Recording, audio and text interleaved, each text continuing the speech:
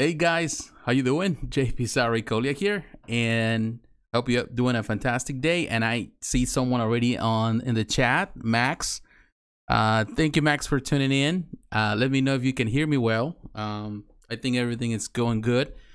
The Sideshow Con statues are looking pretty good, and yeah, they are. There's a lot of stuff that we can consider that is really looking really good. So of course, you know, only time can tell. But I want to say to everyone, whoever is tuning in or whoever's tuning in now or is going to tune out later, thank you for taking the time to come and you know, to watch the videos. But thank you to all of you. It's been an interesting week. A lot of collectibles in Sideshow Con. A lot of good statues from, of course, a lot of stuff from Sideshow. But I will tell you, there was a lot. It's been a lot of things from other companies like Tweeterhead, PCS Collectibles. They've been doing amazing. Well, now it's no longer PCS Collectibles. Now it's just PCS Premium Collectible Statues or something. Studio. So it has changed a little bit. Hey, Max, what was your favorite thing? Is anything that you've been crazy about late? Anything that you are going to pre-order? Anything you like? Because I actually made a list. You know, this is the thing, because I'm working now. I haven't had the chance to do like the live reactions like I did with the previous con. So what I did is just pretty much, I didn't have time yesterday. I found some time in the office to really kind of go through the videos. So I was watching videos while I was doing other things, you know, doing stuff on the computer. So I was watching the videos in the meantime. So I got the chance to watch everything. I didn't watch the stuff on certain days because, of course, it was repetition, a lot of repetition. But I did watch the stuff from Monday and also the stuff from Wednesday.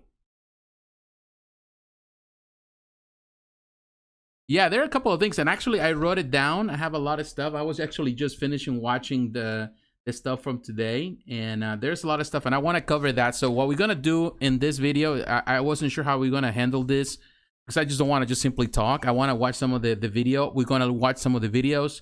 Also go to the website because some stuff already went on pre-order.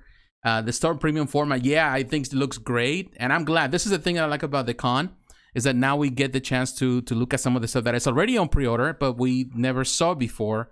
But of course, because all the cons have been closed, all of that. But now we are able to see it. And definitely they look better now in person than they did actually just in the photographs. And I think Storm looks really good. So I think that's a strong contender. Definitely Captain America. The Mando Hot Toys line, yes, I like that one. I'm telling you, I'm not really a Hot Toys fan, but I really watched the first presentation that they did. That was on Monday. And man, I was amazed by all the stuff they have. Also, they have the Battle Droid on the STAP, on the SAP.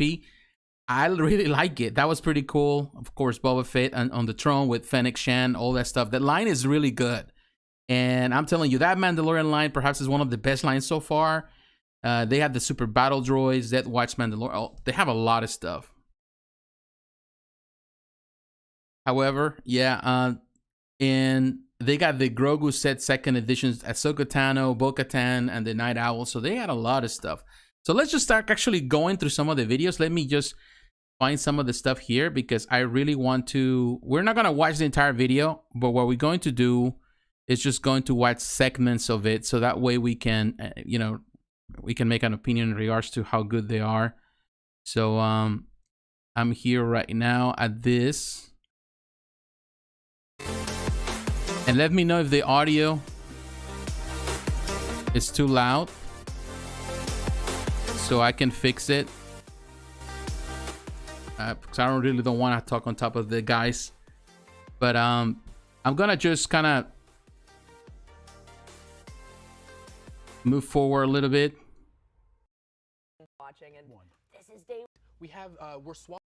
That's the only part that I'm not crazy about, is all the talking. And man, there was a lot of talking. But I want to start talking about the first thing that started on Monday, which is this. And I know that this is kind of hated, but I think it's a big part of it. And definitely we need to kind of respect it, whether we accept it or not. And I'm telling you, to be honest with you, with the... Yeah, I'm holding out for a look, yes. With this, the PFs right here, I know I've seen a lot of criticism yeah, of course, when it comes about this, this particular part of the collection, in this case of this trilogy, the newest trilogy, always going to be haters about them. It's going to hate this trilogy. They're going to hate Rey. They're going to hate all of that. I'm not in that camp. I really don't. It doesn't bother me. I like all the different generations of, to a certain extent, some are better than others. I know there are a lot of fans of the new trilogy. I'm telling you, I think my opinion in regards to this statue is really, really good. I like it. I think they did a good job with it. Doesn't mean that it's perfect, but in my opinion, let me try to see if we can improve the quality of the video. Yeah, in my opinion, it's a really, really nice statue. And I think with the sculpt and the face, I would say that it's not the 100%, but I think it's good enough as it is. I will tell you that the mixed media I know some people are not fans. I think the whole concept here is really good. The action pose is not a boring museum pose. I like it. So I know that this is going to do well. There are a lot of fans out there. Some people are going to hate it. That's just politics aside. I think the statue is good.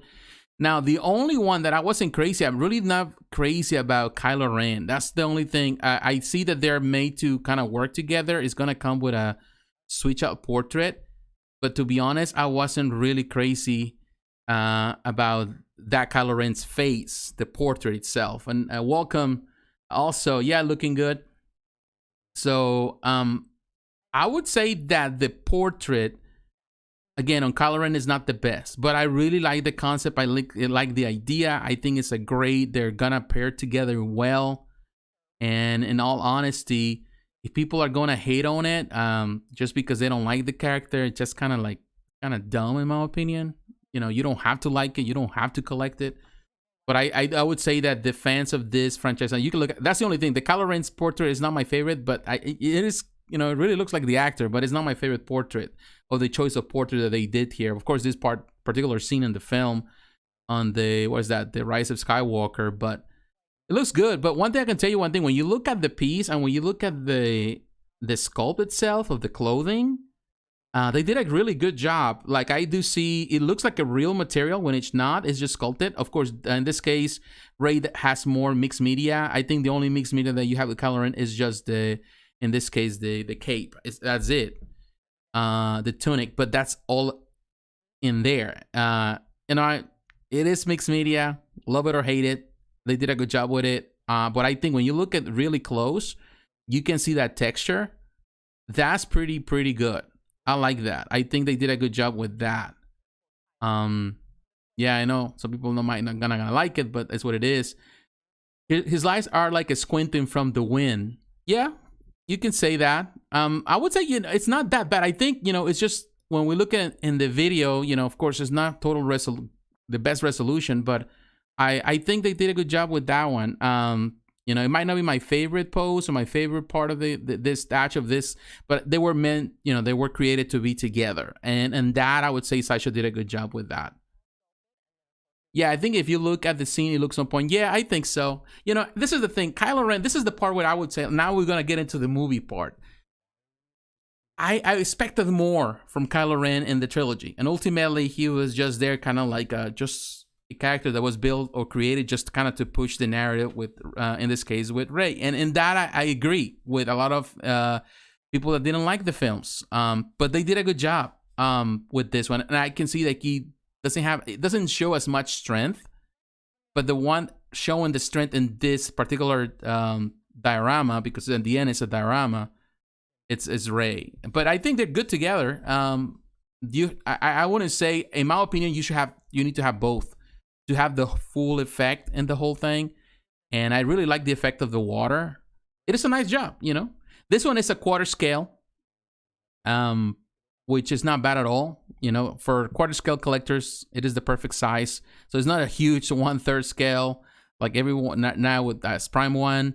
It's not yet on pre-order at the website. It's not yet, but I'm guessing that it's gonna be somewhere in between $600. I wouldn't assume that goes beyond that. Between $500 to $600. It goes beyond $700. Who knows? Now everything is going up, but that's gonna be the price in my. I think that's gonna be the price. Because even Dr. Doom that was showcased I think yesterday's what, 7 something. In the film, did he do that pose? To be honest with you, it seems to me, I think he did in some way. And I need to go back to rewatch. I haven't watched the film in a little bit, so I need to go back. I really like this helmet, the EFX helmet. It's super pricey. I saw on the website, I think it's like $400 and some dollars. But of course, EFX always have these helmets, and they're always expensive. So, you know, that's pretty much, that's it. But man, look at that, the detail there. You know, it's like closest to the real thing right there. But yeah, you have $150 and you want to have a helmet, I wouldn't mind. I think it was $450, or maybe maybe we'll go into the website in a moment.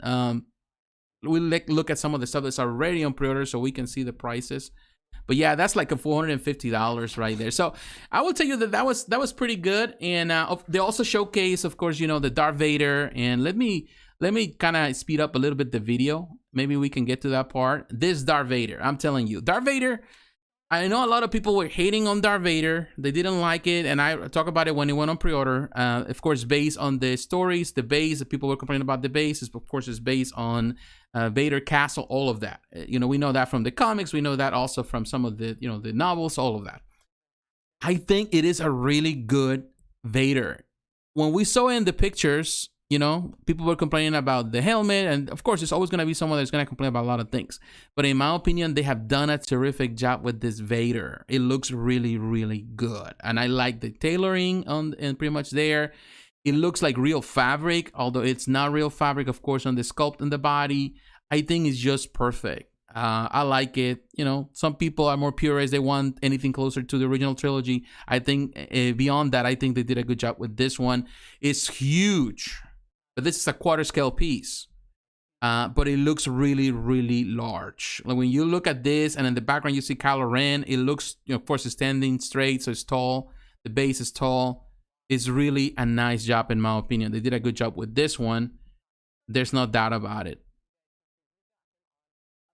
So I'm telling you, it really looks good. And you know what? One thing about this con is that they were really promoting a lot of stuff, and one of the things they were promoting a lot was the stands, which are kind of cool. Not saying that they're not, but this is the only part that I was iffy about the whole presentation. And of course, right now it's 5 days, and it's going to be a total 7 days at the end because Sunday still have another presentation tomorrow and Sunday, so it's going to be a 7-day thing, a fair. The thing is this, like, although they have presented a lot of stuff and they have talked about a lot of stuff from other companies as well, we have to count that. I'm telling you, I still think that Prime 1 had a much better presentation, and the last presentation was the longest that they have so far. 3 hours perhaps with a wait, and now we're waiting, and 2 hours of presentation. So I think like 3 hours, so you know, 2 hours just to talk about all the stuff they have, and it was an amazing presentation back to back. Everything was new. Here is a lot of fluff stuff, a lot of like, hey, you know, let's bring this that we talked about it last year so you can look at it. It's not that it's been on for 3 years. We'll present it to you again because now it's still available, because they have like this large edition size of 5,000, 20,000. I don't know. They have all these big numbers. Of course, they got to sell it. So they're selling from other companies. So there were a lot of, here in the presentation, there were cool stuff. There's a lot of cool stuff. And of course, like these figures. But a lot of stuff is like, we already seen, you know, why do we need to spend so much time and have so many presentations? You know, why you have to talk about it over and over and over? I will tell you this presentation was better than last year's presentation that they did. What was that, New York Con? I think it was better. They managed it a lot better. They did better. The camera was better. The production was better, but still it's not to the same level of Prime 1. Prime 1 in only 1 day with 3 hours is able to do a lot more than what Sideshow has done so far. And it's just the truth, you know. We can just go around it.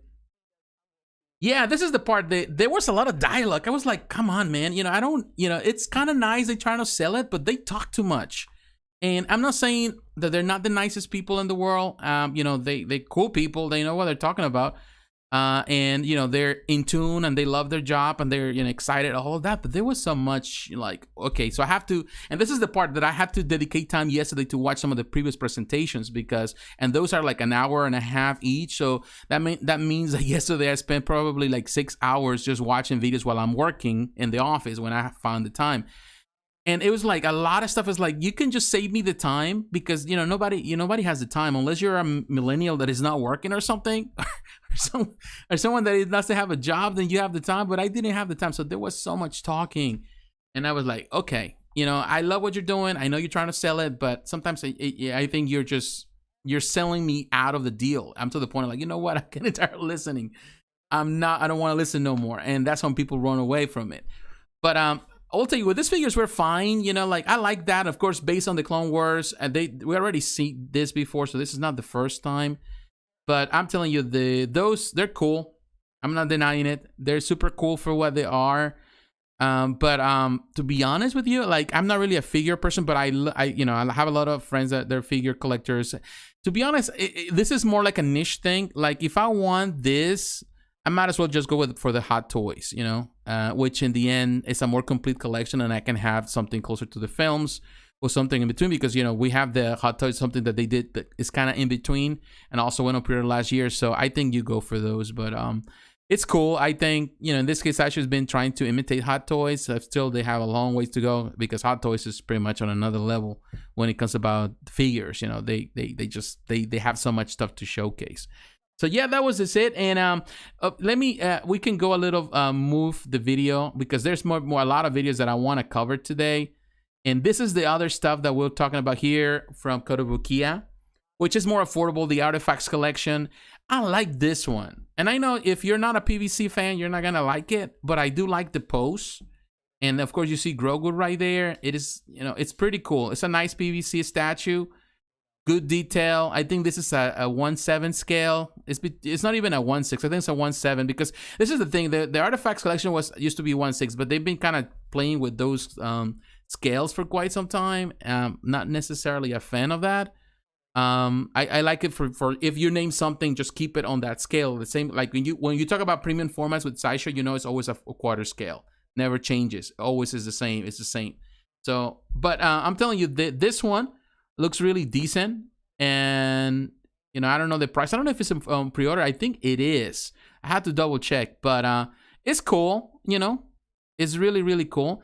But the one right next to it is a very different beast right here. This one, this Darth Vader, that it's let me read it. Industrial Empire Artifacts, which is kind of like a very nice concept. Kind of like, what was that? Those figures that we saw, that we had, like the samurai Star Wars stuff. What was that? Bandai doing those? It's kind of like that. It kind of follows the same concept, like the steampunk concept. It's cool. Very different. Also the same scale from Kotobukiya. I wouldn't say that this is something that I personally would go for, because maybe I'm just more of a purist. But make no mistake, it is a cool concept. And I really like it, I'm not denying it. It's really, really cool. I skip forward because I'm in Australia. I watch it afterwards. Yeah, that's what I did. Like, I have to a couple times, because I have clients to deal with. People calling me, sending me emails and stuff like that. So I didn't have the time to. So I have to stop and do what I have to do, then go back. And sometimes, like, I was like moving forward and backwards, like looking at the stuff. So I didn't want to watch the stuff live. I wanted pre-recorded, because that way I can skip, back and forth. That I was doing. That's the only way. Yeah, steampunk Darth Vader. I like it. It's different. And the only problem that I have with Kotobukiya is that Kotobukiya starts something but never finishes. So they create something, a new concept, and then they never stop. They stop and they don't do anything else. And that's always been a complaint with Kotobukiya. Now, of course, I had, recently the Kuchari brothers, they pretty much gave the announcement they're going to be the art directors in the stuff they're going to do with Marvel of Kotobukiya. So I hope that they continue with that collection. Now, this is one that definitely a lot of people are excited. General Grievous premium format. This is the second time. If I'm not mistaken, the previous time, it was not even a premium format. I think it was a comiquette. So it's been that long. But I'm telling you, I think this is really cool. And I know Star Wars fans are excited for this one. It is very good. Not denying on that one. They did a pretty good job with this one. And I like the detail here. Let's see if we can hear some of what they're talking about. Beautiful inner red lining. If I may be so bold, right there, you can see the pockets. Yep. for stashing his lightsabers. Now, he does not come with additional accessories for that, but you can see he does have all of his lightsabers. That piece is huge. Being a quarter scale, that thing is large. Over here, I mean, I love again when you have a nice lightsaber cut in a base. Nice and mechanical. You want to turn this? Yeah, let's turn it around a little bit, kind of get you guys some of the side view. You guys can see again as we were talking about those. Yeah, I really love the detail, the weathering, and the metal. More tactile collecting. I don't know who painted this, but you know, they have master painters at Sideshow. With the concept of prototypes, you know, the paint is always good. Sideshow is always good with paints. Weathering and everything like that. The weathering on this thing is especially the metal up here. And yeah, you can see that. White bone colored. Really, really cool. Really used. The only thing that would make this even better is to have light out features on those just want to go real sabers. But it's all stained, and it's got, you know, this has been a lived-in cape. You know what I mean? They did. You've got the symbol again on the back. That beautiful symbol on the back. Cool. Let's bring this back around. Yeah, and actually in the side view again, just while we're here and catching the light, can you see how you can see into his chest? Hey, Pulido, how you doing, sir? I just joined. Have you talked about the new Marvel PF? No, not yet. We haven't gotten. We're starting. It's really what we're gonna cover is right now we start talking about Star Wars stuff of what's showcased on the first day, and we're gonna move on until we get to that place. But you also get a really nice look at those gnarly eyes going on behind the PF. Yeah, we're talking about right now day one, but I'm telling you this this PF looks really cool in my opinion. General Grievous, it's a nice addition to the Star Wars collection. I think they've been doing pretty good, pretty steady with the Star Wars, where they're doing the you know, this stuff or the 1/5 scale stuff. It's a really interesting concept, and I like that one. So let's just move faster. Of course, they have Ashoka Tano based on the Rebels presentation. Oh, in this case, the Rebels show. I will tell you one thing. I wasn't too crazy about this one with the pictures. But now that we're looking at it like this on video, on the presentation, I think I like it more. And that's one thing I will tell you, that I feel that, you know, there's a lot of things that they brought here at the presentation across the board that now when you look at it from the video, they do look a lot much better than they did actually in pictures. So I'm excited for that one because I see that I like the portrait a lot more. I found the portrait to be a bit cartoony before. Of course, it's based on the show, on the 3D show, 3D animation, but I will tell you that I find it better. Like, it's more realistic. It feels more realistic, the face. And the colors are nice. The size is nice. The presentation is nice. The quarter scale. So I was talking to with a friend about this one because, of course, it's a disappointment that this wasn't part of the Midas collection. But I will tell you that I think it's good. So hopefully this one also continues on and they bring some of these characters to complete. The base is simple. Is fine. Nothing to write home about, I would say, but it's there. But let me show you another thing that happens there that a lot of people are really excited for, and this is from what's that? The company Regal Robot, and Regal Robot is one of the most expensive companies you can find because they do props.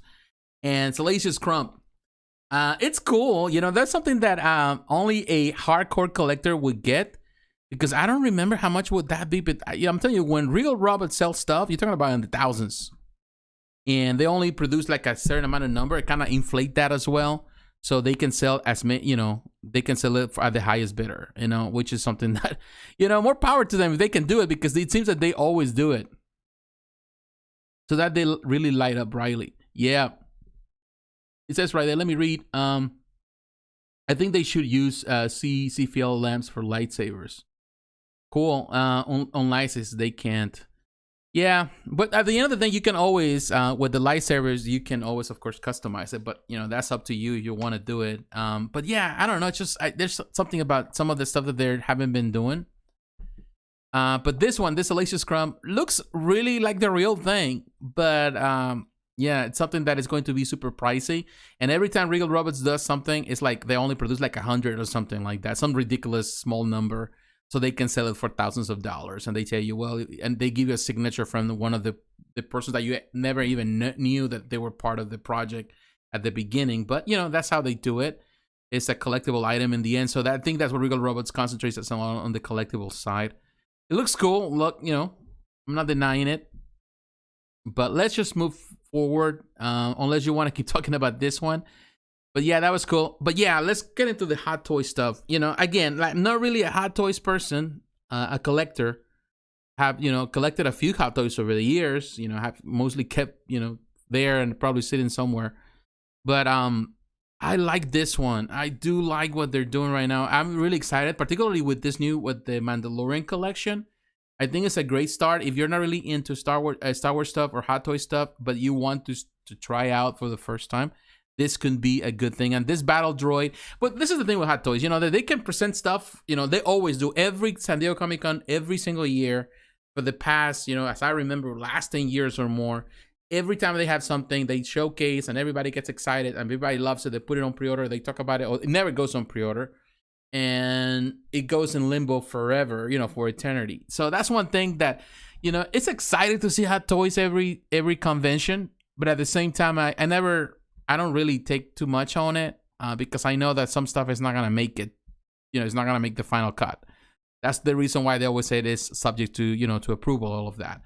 This is cool though, you know, because if you can build an army with these droids, and so that to me, that's really, really cool.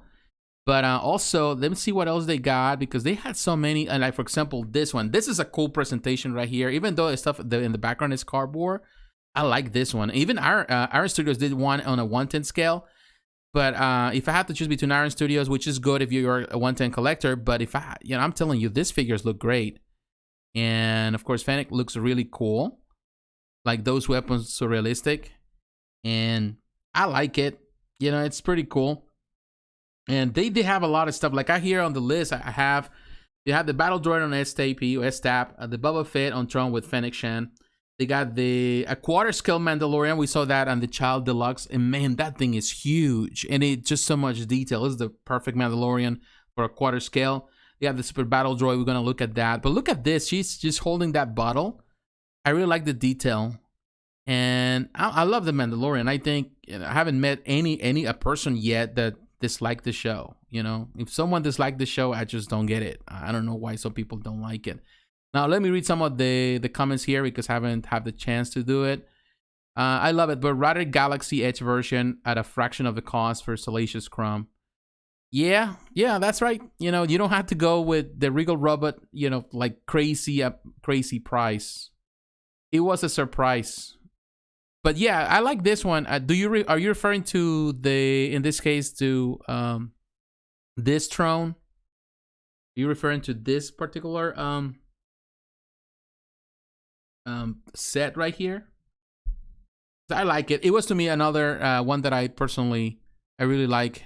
Just the whole base thing and the whole presentation of it. I like it. And I also like the 1/10 from Iron Studios, which is pretty much the same thing, but in a smaller scale. But I like it. Man, I'm really surprised by this one. This is definitely one that, you know, it's going to be a centerpiece. Just to display just the way it is like this. I think that's going to be the perfect thing to do. But yeah, that was pretty good. Fennec Shan looks great. So now let's try to see if we can move faster or go to the next thing. Because, of course, this is the part what I was not crazy about. You know, look at the bottom of the base. That's cool. But this is the part where I like it. They spend so much time talking about a lot of things. And, you know, like here it is, the quarter scale Mando and the child. And I'm telling you, that is the perfect piece. I will tell you, this is superior to any of the statues that have been produced so far. Yeah, on the quarter scale. Yeah, you have the Sideshow. Who else? You have Iron Studios quarter scale. There's others, and I just don't recall. I have talked about it in the channel. But if I have to choose between all of them, I go for this one. For a quarter scale and the base and all of that, that's a nice presentation. And I don't remember the price of this one, but I'm telling you, it's cheaper. You know, let me show you. Let me go to the website. Let me see if we can go to the website right now. While we're looking at the video. So I'm going to Sideshow. Actually, I can pull it here on the screen, but I'm gonna just wait if we get to there. Come on. So fast. We were having some issues with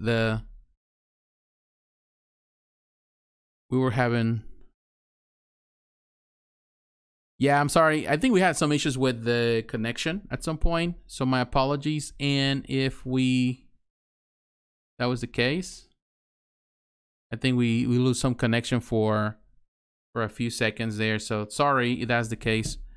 I think the Hot Toys version of Tron is better than Iron Studios. I will say yes, it is because of the size. And of course, because it comes, you know, with all the different parts. The statue is just, there's nothing, it's just a statue. Nothing can move. You cannot change parts. So I will tell you, yes, I agree with you that if I have to choose between the Iron Studios, I will go for the Iron Studios if I just want something small.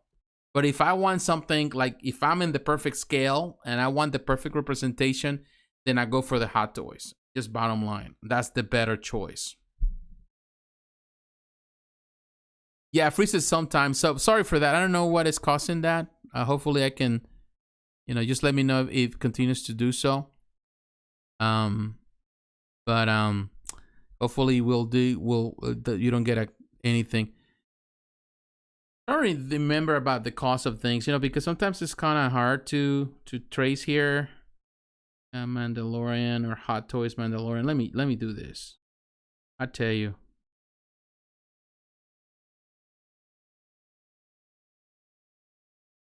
Maybe I need to change that. Okay. All right. So I'm just looking at the regular 6 scale. Yeah, that Boba Fett with the armor and all that, you're looking at $290, which I think is a perfect price. I don't remember. I don't see it here because there's so many things here. But regardless, it's cheaper. Yeah, it's $660. $660 for that quarter scale. Cheaper. What do you think of Sideshow's new Venom, Carnage, and Symbiote Spider-Man? Well, I like them. I like it. I will gonna look at it in just a moment after we pass some of the stuff. I do like it. I mean, the quarter scale statue, the price of that one for the Iron Studios, like, if this one is $660, I think the Iron Studios, it's like $1,000 or something like that. Hold on. I'll tell you, Mandalorian. The statue, you know, and I have talked about it in the channel, but, you know, I talk about so much stuff that I totally forget, and I don't keep up with the prices either. So, come on, dude. I don't know what the heck is this doing. Mandalorian. You know what? Forget it. I'm going to the website here, and I'll tell you right now.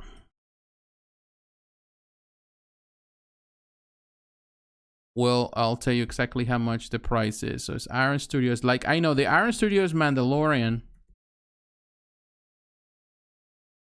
The statue, if they have it, because I know they had it, unless they have it on. I think they stopped it and they were selling it the quarter scale at their own website. But it was, you know, like crazy price. It was higher.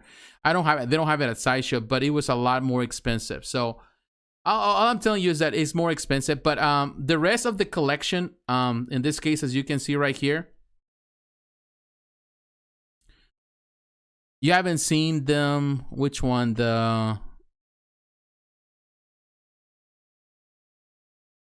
Okay. All right. Sorry if I get a bit, but yeah, looking at this figures here, and look at that, all the stuff that they're doing here. Of course, none of this is on pre-order. I think some of the stuff is on pre-order. Of course, you got the child right there, and all these droids. The super droid is really, really cool. And of course, this other Mandalorian that we saw in one of the episodes. I have wrote it down. I have to write it down because there was so much stuff, particularly with figures. This one is a Death Watch Mandalorian. That's what it is. And of course, you got the armor in the back, which is cool. A lot of people like that, although she was not really having so much action there. And the figures are good. You know, there were a lot of them that are really cool. And a lot of the stuff, of course, is going to go on pre-order very, very soon. So you got to keep an eye on that.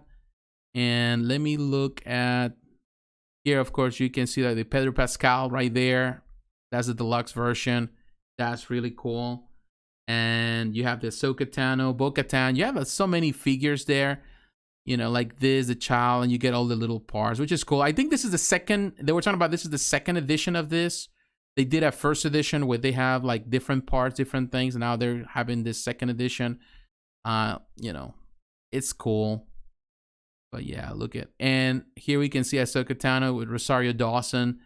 I like her. Definitely this is a nice figure. Already, a lot of the stuff here, most of the stuff that you're looking at here is pretty much already on pre-order. Some of that stuff. Bo-Katan is on pre-order. And the prices are pretty fair for the figures. Bo-Katan, I really love the detail. But now her companions also have been introduced here. And this other gentleman right here in the back, Marshall Covant, he's also introduced here, which is surprising. Hot Toys never stops producing figures. Even the most obscure figures, they'll bring him in, which is cool. But that's really cool. So this was definitely that presentation here that, in my opinion, they had a lot of cool stuff. And now let me try to go and read some of the comments here. And of course, we're covering this right now, but make no mistake, we'll get throughout the night. Where I don't know, I don't want to be here forever, but we'll cover some of the other stuff that we have. Some of the I'll share my opinion as well. Let me read some of this. I mean, the quarter scale statue. I'm trying to keep up with all this. It is too expensive. Yeah, it's very nice with that E-Web. Freezes sometimes. Okay, what was the cost? What do you think? Okay. By the way, I haven't ever seen, I guess. I'm sorry. I'm trying to read all of this. Yeah, that blew me away with Cobb. Yeah, that was, unexpected. And to be honest with you, with the character, I like him. That was a really nice episode. It was only one episode. Hopefully he comes back in the next season. We can see him again because I think he's a likable character. And of course, he's not gonna have the armor, but it is really cool, a nice addition. And I like that. I like when Hot Toys does stuff like that. Like they bring in some stuff that is kind of obscure, or nobody kind of anticipates, but it's just there.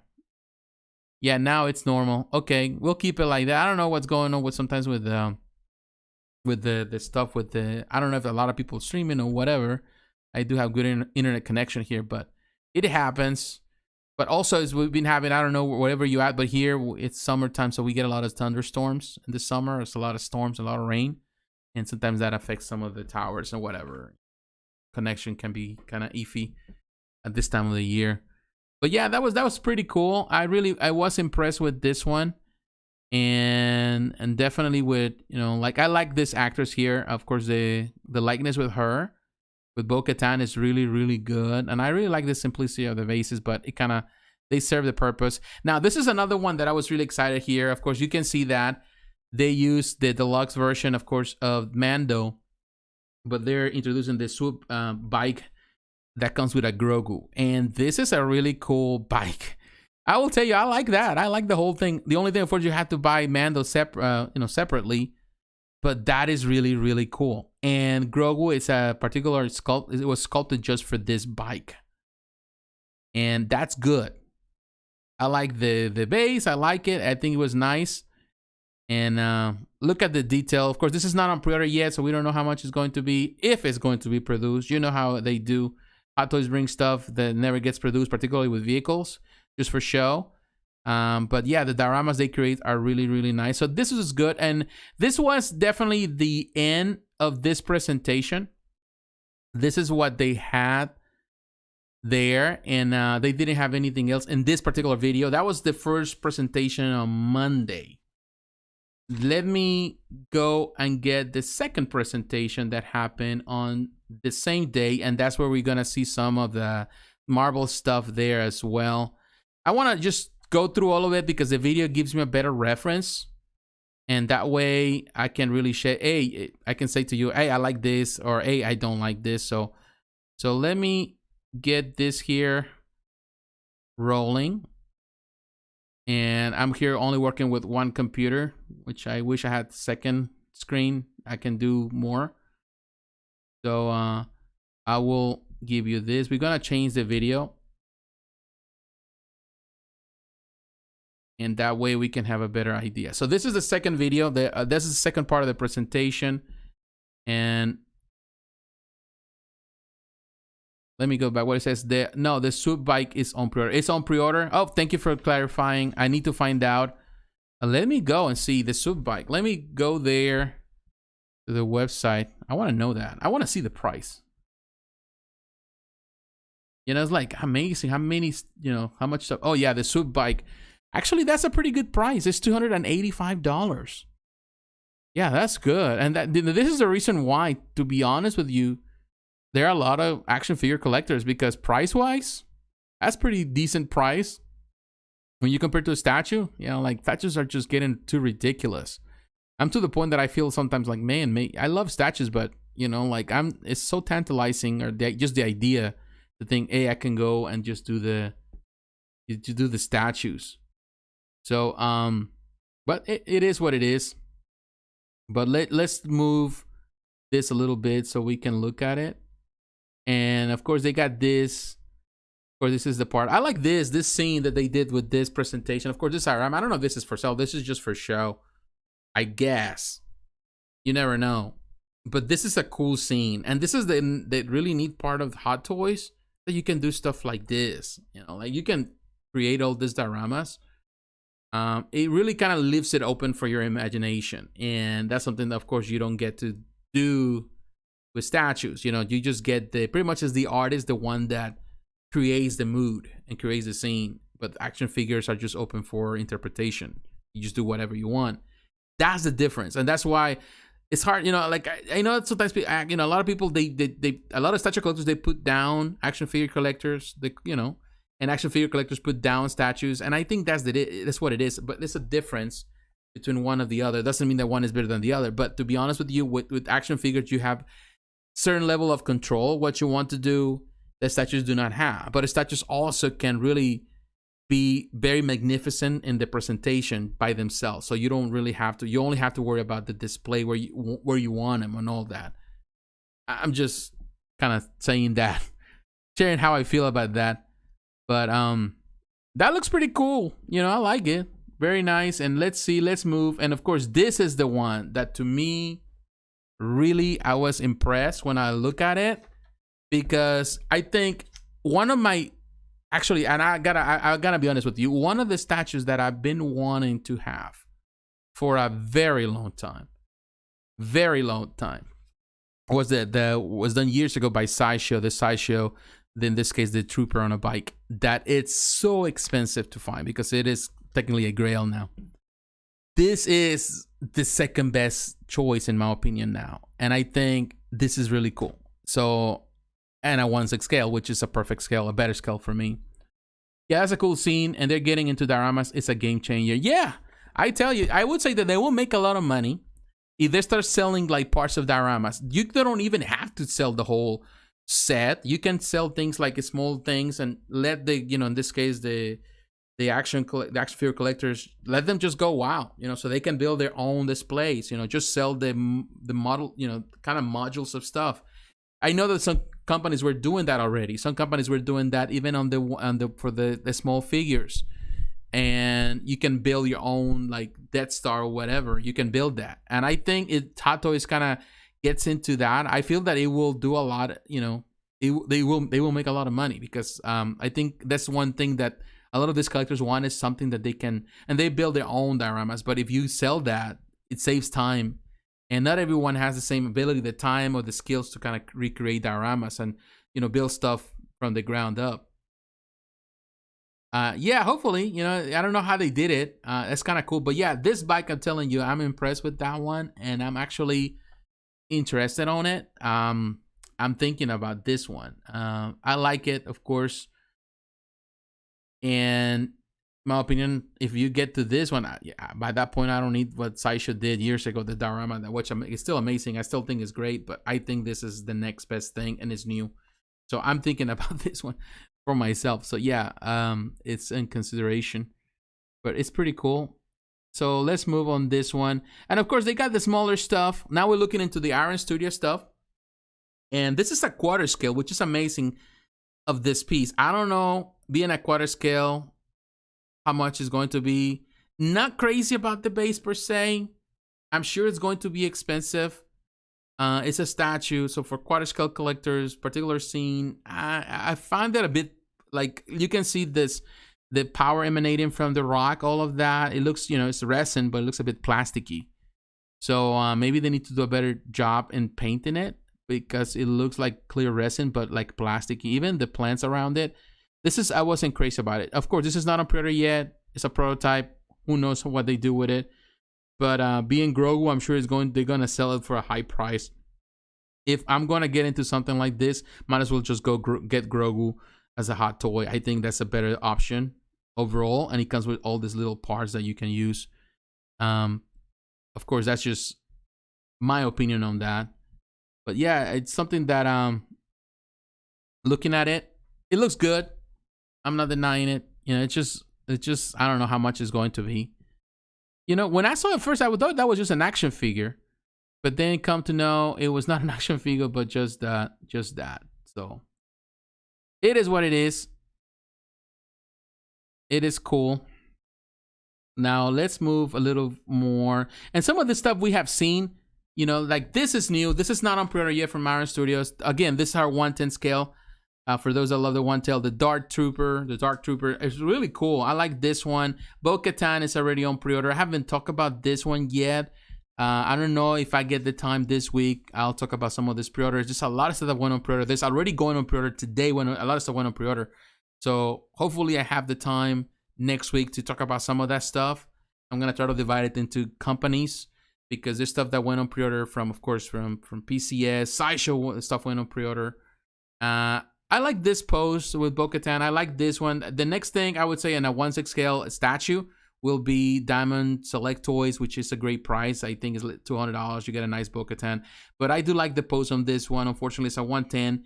I'm not really a 1/10 collector, but I know the 1/10 collectors are happy. And I will tell you this. This is the part where I would say the Iron Studios has been hitting it really hard this year with the Star Wars. They started with a bang. They have a lot of figures. Yeah, I wasn't crazy about General Grievous as they was announced, but now they're hitting it with the Mandalorian. Of course, you got Mando in the back with the baby. And of course, you got, you know, all the stuff that they have done. And there's a couple stuff that wasn't presented there that is, in my opinion, is really, really good. Of course, they got Boba Fett and Fennec Shan. So there are a couple of things, you know, that I will tell you are looking great. This is a nice little, you know, diorama as a 1/10. Little piece, really cool. But here, let's look at this one. I like it, you know. Yes, like you were saying, if you compare this to the Hot Toys, then definitely it's not a contender. You know, Hot Toys is better. But if you're looking for the statue, then this is a great option. You know, it's nothing wrong with it. It looks good for what it is. So I'll give it credit for that. But it's kind of very close. The whole scene is really managed well, and definitely it's a nice little statue centerpiece. If I'm pretty much if I don't have the funds for something and I'm into the 1/10 and I have the funds for the 1/6, then I go for the 1/6. Now let's talk about this one. Oh yeah, this is one that definitely for me, I'm telling you, for me, this is one of the highlights at the presentation. This, The Last Ronin by PCS Collectibles. That piece, it's amazing. This one came out of the blue, out of nowhere, and I'm telling you, it's super, super cool. Now, let me read this. Yes, that's cool seeing that they're getting, okay, diorama, yeah, I prefer the Hot Toys.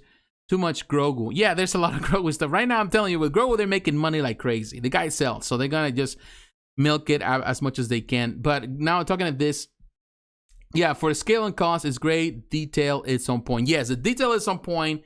The scale is great. So if you don't have the funds for Hot Toys and you want something small, you want that particular scene and you want little detail, then by all means, go for Iron Studios.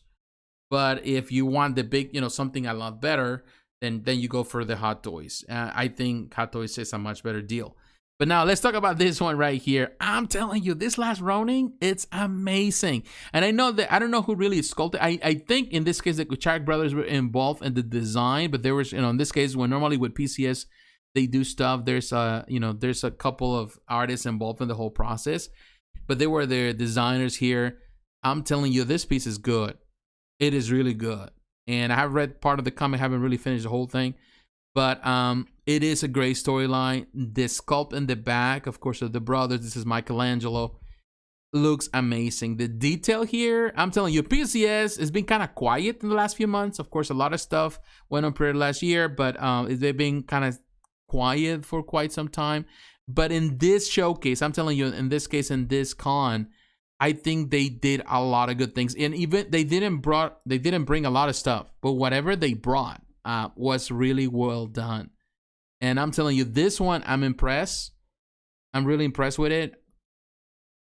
Look at all the weapons, the detail in that base, the ooze, all of that. The You know, he is pretty much in some sewer somewhere, but really cool. And I love, of course, the spirit right there in the back of the other turtles, and the pretty much the sculpt and the colors they use is very close to the comic book. So they really did a fantastic job there. This was an impressive piece, one of the highlights. I know I've seen even some comments on social media, on some groups, some other channel, some other YouTubers saying that they consider this the best in the show so far. I would agree. I would say to a certain extent, I agree. It's one of the best. There also, they got these figures. These are from Threezero. Interesting figures, of course. You know, you can see if you're a Game of Thrones, definitely there. I'm not really a Game of Thrones guy. They got the Court of the Dead. Also, they got the demo. What is that? The demo Gargan from the Stranger Things. If you're into Stranger Things, that's really cool. So I'm telling you, there were a couple of things there that were really interesting. You know, the figures. You know, in this case, I'm okay with them. But let's just move, you know, faster. Let's go to another one. And this is another one. I almost forgot about it, but now I remember that to me was great. And I'm telling you, this Magneto 1/6 scale. I'm telling you, the 1/6 scale is making a comeback. I was planning, stay tuned for that. If you really follow my podcast, I don't know, some of you listen to my podcast, Age of Heroes. There are a couple of things I wanted to cover, but this week, because everything has been about Sideshow Con, of course, it makes no sense for me to make podcasts or make other videos when people are not watching them or listening, because everybody's watching these videos. So I decided just to skip it for maybe, in this case, next week. I want to talk about it because I do think, and I'm telling you, the 1/6 scale collections, the 1/6 scale as a whole is making a strong comeback for statue collectors. And this is very cool. This is a very cool Magneto. I wouldn't say that it's my favorite Magneto of all the Magnetos out there. But make no mistake, it's really a great concept. And it's a great application of the whole concept. This is based on what video game? This is based on a video game, which is really interesting. This is based on the Marvel Future Revolution. This is a mobile video game. I'm not really into mobile games like that, but it's really, really cool. And I really like the base and how they do the power stuff. I don't know if this one comes with interchangeable portraits, but that would be nice to have like a more Jim Lee portrait in it. But it's really, really cool. And I don't know how much this one is, to be honest with you. If it's already on pre-order. I don't think it is yet. Yeah, the Last Ronin statue is glorious. Yes, it is. It is glorious. I like it. You know, I'm like, you know, normally I don't dabble in quarter scale. I haven't dabbled in quarter scale in many years now. The last quarter scale piece that I bought was Sideshow was PCS when it was still Pop Culture Shock. And since then, I got rid of a lot of them to the point that, you know, I don't dabble with it. But if I want to dabble with something, definitely that will be one. Because it is a standalone piece, you know, you don't have to build a collection around it. You can just have that by itself, and that's all you need. It's a perfect piece, just like that. Yeah, is The Last Samurai from the comics? Yes, it is. It's from the comics from IDW. So search for The Last Samurai, IDW. You'll find them. It's very recent, and it's a storyline, of course, that he is the last after the death of his brothers. He's the last one, so he's the last Ronin, the last samurai. So yeah, it is a comic book by IDW. I'm telling you, haven't read the new IDW run? Fantastic.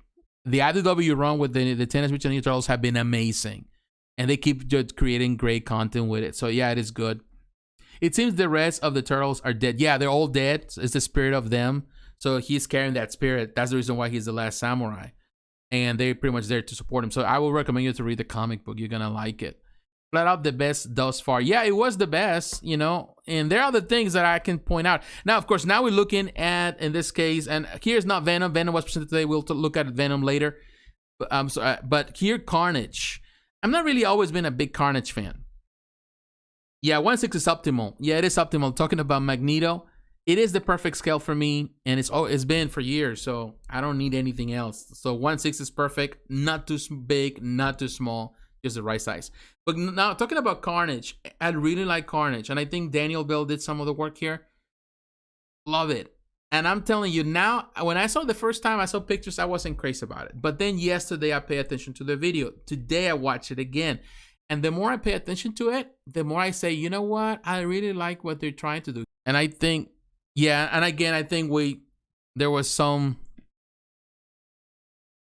OBS doing some crazy stuff. There was some stoppage there, and I think I'm back. I think I'm back. I hope I'm back. So let me know if we're not. But yeah, I'm telling you, it's pretty cool. Right there, my friend says, really the Carnage, but not Venom. Think the best Venom is still from XM Studios. Yeah, you know, this is the thing. The good thing that you have right now with all these characters is that there's so many options. So it's not like you have to settle for this one, because there's plenty out there. Even the 1/3 scale that PCS did just for the video game, that thing is really nice. Yeah, I'm back. Sorry. Yeah, this thing is gonna, I don't know what is doing that, but we'll be back. I don't know if it's maybe the data, who knows. But I'm telling you, I really like this one. You know, you don't have to, you know, settle for this one or the Venom. I think I like the Venom. I would tell you that I'm totally with you on what you're saying about the Venom, that you preferred XM. I think because the bulk of it. I think this one, I don't like it when they try to make Venom bit kind of slim. And we're going to look at the video later. So, or in this case, Venom. I don't like it when it's too slim. But yeah, I think that Carnage looks pretty good. We're going to see it later in the next video, or I think today's video. We're going to look at that side by side. So I think that will be the best comparison. Hello, Ivan. I think the K brothers are working on Venom and Carnage for XM Studios. Yeah, I'll tell you that right now the K brothers, they're working on a lot of stuff. The Kuchak brothers are just like, you know, like I'm surprised. You know, they got the announcement about that they're now the art directors, or the ones that are really holding this new line with Kotobukiya. They're gonna be working with Kotobukiya right now. The first characters they're creating. It's I don't know if you have seen the video that I had here in the channel. They're building the Cable, 1/6 Cable, also a new Deadpool. I'm excited for that. But they're working, of course, with Sideshow, you know, doing stuff with them. They're doing stuff with XM Studios. So this is the good thing about the Kuchak brothers, that they have such a great relationship in the industry with a lot of companies. So they get to work in all these amazing projects, and they're amazing sculptors. So they're working with Marvel, they're working with Star Wars, they're working with other concepts. You know, they do all sort of things. You know, the guys are everywhere, and that's a good thing. Of course, they have Spider-Man that is available. Of course, you know, they have like how many they produce, like 20,000, who knows? But they have plenty, so they have to present it with it. I want to say that that's my favorite Spider-Man, and lots of people like it. It's not my favorite. I would say depiction. It is good. The concept at all and everything, and definitely works well with what they're trying to do. But that Carnage, I think, is good, and I think it's the better. It's even better than the original Carnage that they did. So of course, it's a matter of perspective. Everyone has an opinion on it. But let's just try to go and see another piece. Of course, we already seen this symbiote. I think someone asked me a question and I read it, but I haven't responded to it. You know, right now it's hard to sometimes for me to keep up with that. I like it. I did like this symbiote Spider-Man, but I know some people have concerns with it because of the high, you know, in this case it's 5,000. It has the edition size, which is extremely large. And yeah, I will tell you one thing, and that happens across the board with all the Sideshow. The reason why they keep some of the prices low with some of the statues, and they don't, you know, get these prices as what XM does, is by just producing as many statues as possible. And that, of course, keeps the cost of production down, so they can sell things for a much better price, which is good. It is good from that perspective if you're a consumer and you want to spend less money. It is bad if you're a collector and want to invest on items that are rare and they are gaining value. And, you know, in this case, you know, you're not going to get that. You know, the value is not going to go up. So you have to concern about this. Now, I do like this. Of course, this was sculpted by my friend Guillermo Barbiero, so he did a pretty good job in the way he did it. Guillermo is such a phenomenal sculptor, and he's doing amazing stuff right now with Tweeterhead. But I'm telling you, this, I like it. You know, I do like it. And to be honest with you, now that I can see it, I like it more than I did the first time. And definitely that lighting that they do with those stands that they were selling every 30 minutes, like they were talking about it, like, oh, how amazing they were. I haven't even checked the price. I don't know how expensive they are, but they have the control, all of that. This is the part where it's kind of funny. This is the thing that I wasn't crazy about the presentation, is that every turn they're selling you something. You know, where there is a t-shirt, when there is a lunchbox, where there is everything. They selling everything. It is a business. But it's so on the nose. I feel like, oh, come on. Like, I'm coming here, I feel all dirty because you're trying to sell me something. Like, I feel like I'm walking into this car dealership and they trying to sell you every single car. So that's what they were trying to do. However, besides that, that's besides the point. However, I'm telling you, that lighting looks great, particularly on the symbiote, because of its color, because of course it has this black that is so bright. It looks really good. Look at the purple. I like it. So the statue is good. I will tell you, the statue is good. It's not, you know, at the end of the day, if you feel that it's going to be, the edition size is too high and you don't want to invest the money on that, because of course they're going to produce more Black Spider-Mans. That's for sure. They always do. So by all means, you don't have to do it. However, you know, from the perspective of the quality of this, I'm all for it. I think it's great. And Guillermo Barbiero is a fantastic sculptor, so he did good. So yeah, that's a good thing. So now let's move on. Let's move on a little more. Let's see where else. And this is the other one. I talk about this one, of course. Hulk versus the Hulkbuster. I'm telling you, it looks great. I'm not denying it. Yeah, he does have some chicken legs, I will tell you. The armor is small in comparison to the Hulk. I'm still not crazy about the price. I still feel that even though it's a huge piece, when you look at it because of how wide it is, and you know, in this case, Hulk is massive. Of course, I love that he has the classic look, you know, the classic 70s and 80s look. But no, I just don't feel it. I don't feel the price. And I feel that that's the biggest thing. If it was a lot cheaper, you know, like in the $700 mark or less, I can say I can justify it. But when it's over $1,000, you know, it's just not. I don't know. Maybe I'm just cheap, and I'm always being cheap, particularly with collectibles. I love deals. I think everyone does. And I'm not denying that the sculpt is great. And of course, there's a lot of people involved here. Great sculptors. Not denying it.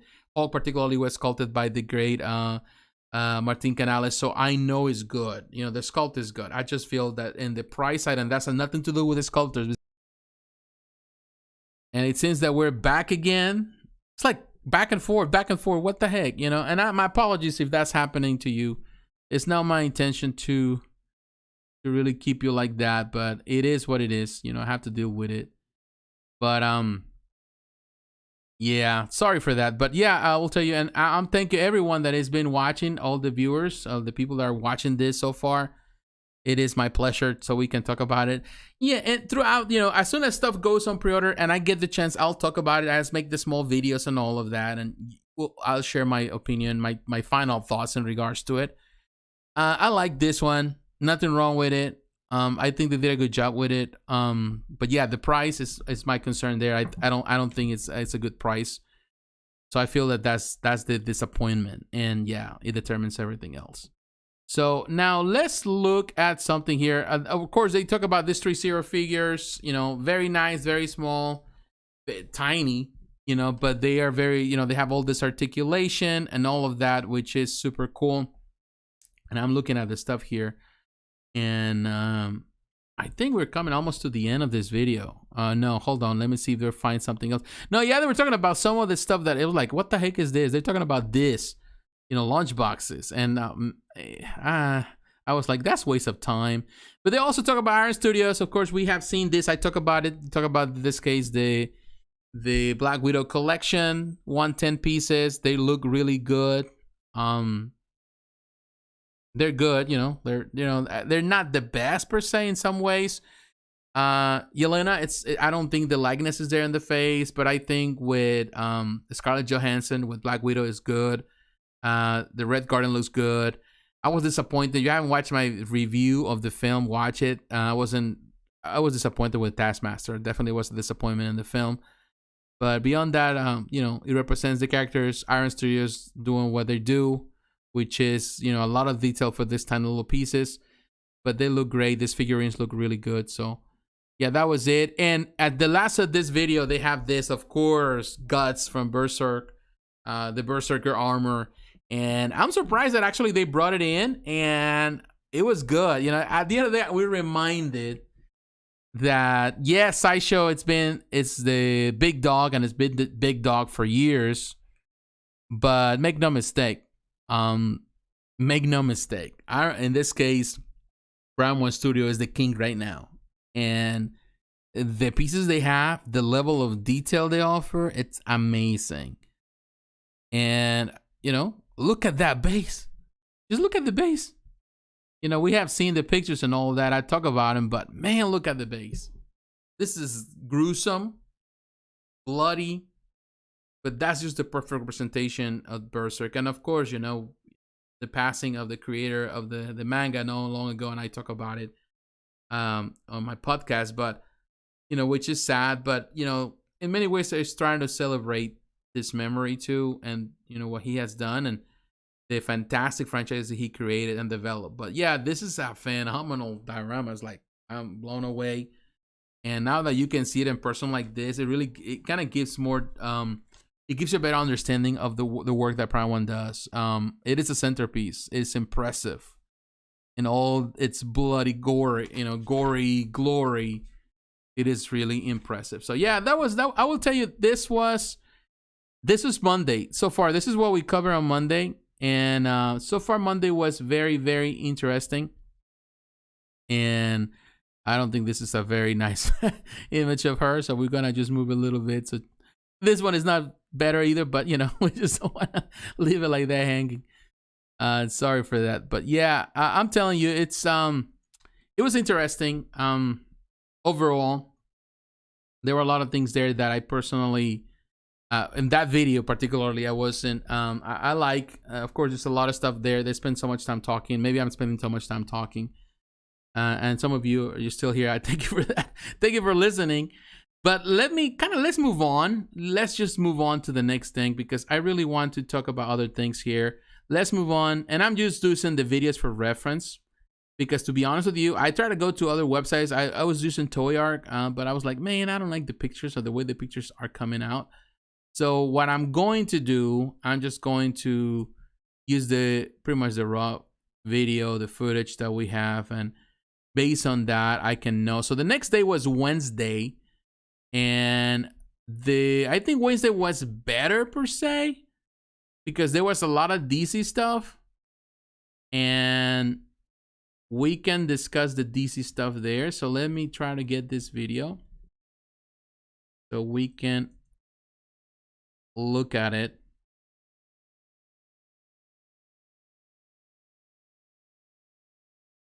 And there, yeah, we're on Wednesday. So Wednesday was truly interesting, and I'm telling you, even I make my sheets right here. Like, I went and talk about like every day things that I cover, because I needed to keep up with it. It was the only way to do it.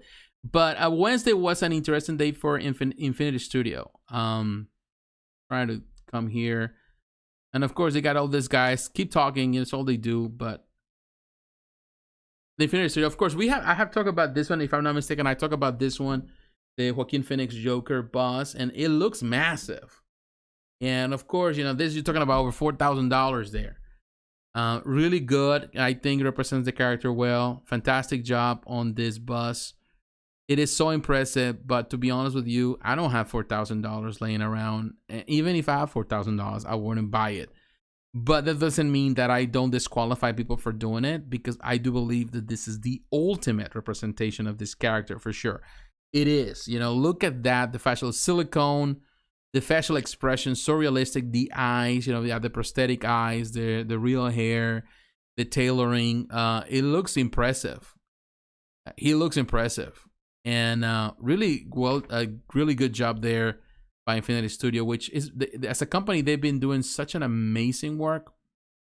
It is amazing, and in some ways also surreal what this company is doing, and all these companies are doing, because not only then they're working on this stuff, you also have what else? You have you know, J&D. You have all these companies, Quinn Studios. They're doing all this silicone stuff, and it's just on another level for sure. So let me look at this stuff here. I'm trying to look at my channel and see that everything is working. Yeah, we're there, so it's good. And you're still here. Yeah. I'm just making sure you're still here because I haven't seen some comments. So, but I know that some of you, like I know some of you are tuning in from other parts of the world, and maybe it's a different hour there. Maybe it's too late. Maybe it's too early. Who knows? But I want to say to all of you, thank you for taking time. You know, I just want to stress that out. I do appreciate that you take the time to watch my video. It means a lot to me. It means that you care about what I have to say. And definitely, I think people care because, you know, if not, I wouldn't have any followers, you know. So we're doing that. But look at the hands. Look at, for example, that hand. I was looking at it in the video. Man, that hand looks so realistic. Like, it feels like, it looks like my hand, you know. It looks like my hand. You know, the skin, the tone, all of that. It's an impressive piece.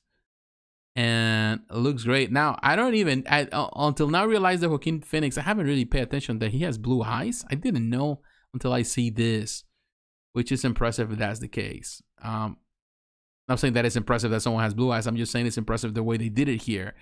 But the likeness, you can see so much details, like you're watching something in 4K, even though this is not in 4K. It's like you watching something so close to it. Like it looks so natural there. So that was pretty interesting. But that was not the only one they had. And let me show you this. You know, they spent a lot of time with that one. And we're going to come back because they also have another bust there. But this is what I want to cover here right now. This is my love right now, the 1/6 scale, the Tweeterhead collection. I'm so really pumped for this one. I wanted to know more about Wonder Woman. I like Wonder Woman, and I think it's great. The base is great. It's just the prototype. The pose is fantastic. Really amazing work by Tweeterhead. My only desire is that they have switch out parts for her. I would love to see, instead of just holding that spear, for her holding a sword. That would be nice. Maybe an axe. That would be also super nice. But so far, it's really a nice, you know, you can see 80s right there. All of that. It's really good. The whole detail. I'm looking, and it's really massive for a 1/6. Of course, it's a true 1/6. So it's really, really large.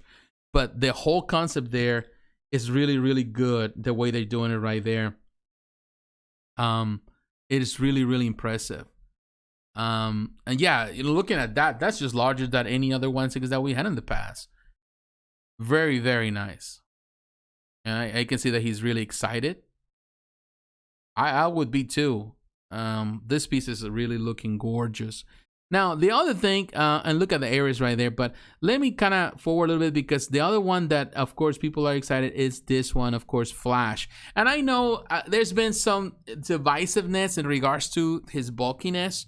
And in certain way, I would not agree or disagree with it, because in my opinion, I love the sculpt, and I know that's Guillermo Barbiero, and he has this style that where his characters are bulky. So that's his choice of style. And I have no problem with the bulky Flash. I love the pose. It's a museum pose. Everyone wants to do a running pose. I'm okay with that as well. But at least we get a museum pose, a real good museum pose. And I really like the work here. I'm okay with his, you know, bulkiness. This reminds me of really like the 90s Flash. I'm okay with that. I know that some people love the scrawny Flash. I prefer Flash that has more bulk. And it might be too bulky for some people, but I like it, you know? It's just a matter of opinion, you know, perspective. I have no issue with it. I think for what it is, they did a good job. And like side by side, all of these pieces, I already have on pre-order Jon Stewart, so yeah, why not? Now look at this one. Of course, last year's New York Comic Con, it was New York Comic Con as well, or whatever cons we had last year. This was another highlight. It was painted by my good friend Ed Bradley. He did a good job on the paint. It is really, really good. And it's impressive to see this piece. Like now I can see it now, and I don't know, I'm more impressed now this year than I did last year. So I'm not sure if this was a prototype video, if this is a prototype or a production piece, but whatever it is, I like it. It's really massive. I love the Jack Kirby style of it, the face, the portrait. It looks really good. It looks really powerful, very muscular. It's a really nice piece, and definitely a centerpiece for sure. Let me drink some water. So I would say, you know, we already saw it, so not necessary. You know, we don't need to linger into stuff, because that's another thing that we're lingering a lot of stuff that it's just stuff that we have seen before. Like, for example, this one. This is a perfect Superman. I'm saying Call to Arms. I like it. Really nice piece. One of the first reactions that I did in this format that I've been doing my reaction videos. So it's a really nice piece. Definitely, they still have it for sale, whatever. But it's really cool.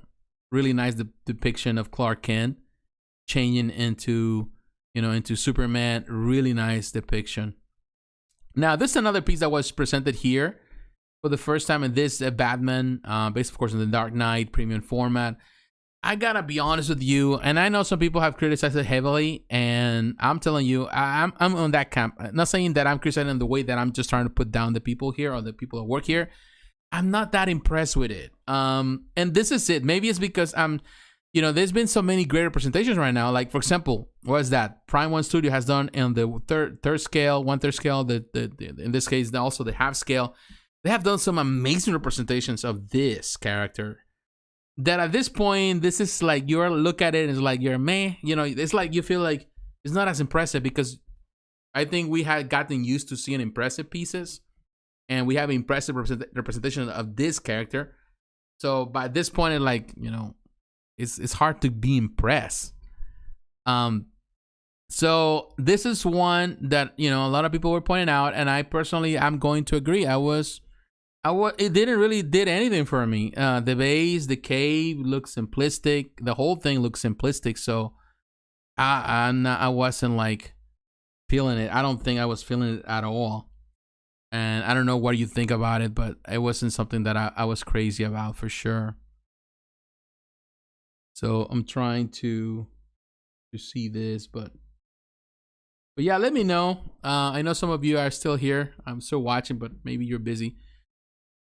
And I don't see any more comments, but let me know what do you think, if you like it or not. Let me know if you think it's a good piece or not. Just to me, it's just like, it was not something that I personally found interesting. Just, you know, that's how it is. But let's just move, you know, because this was one that definitely I wasn't interested. Of course, they got this Joker, and to be honest, I'm not crazy about this Joker. I had never been. So this, to me, that's a pass. You know, yeah, there's some detail, all of that, but you know, right now we have seen other better presentations from other companies.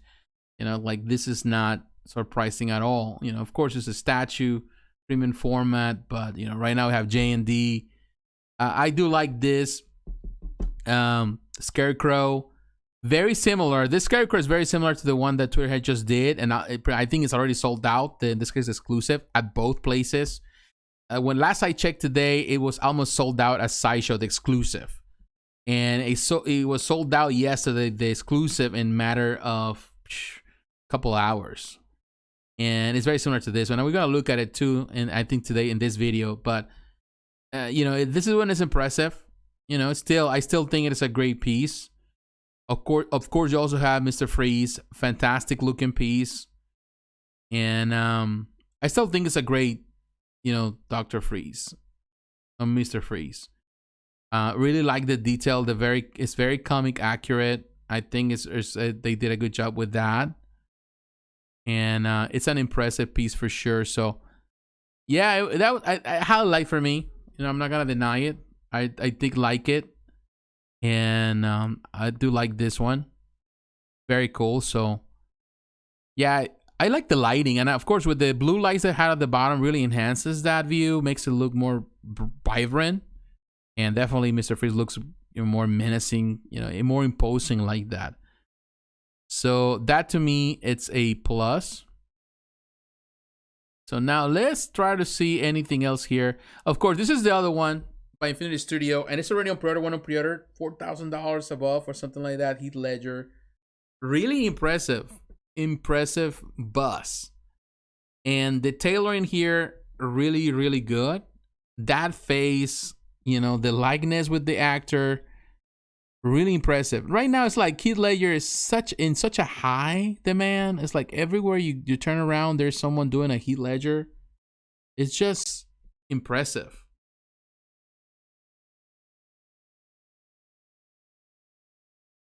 And I'm trying to to kind of go through all of it.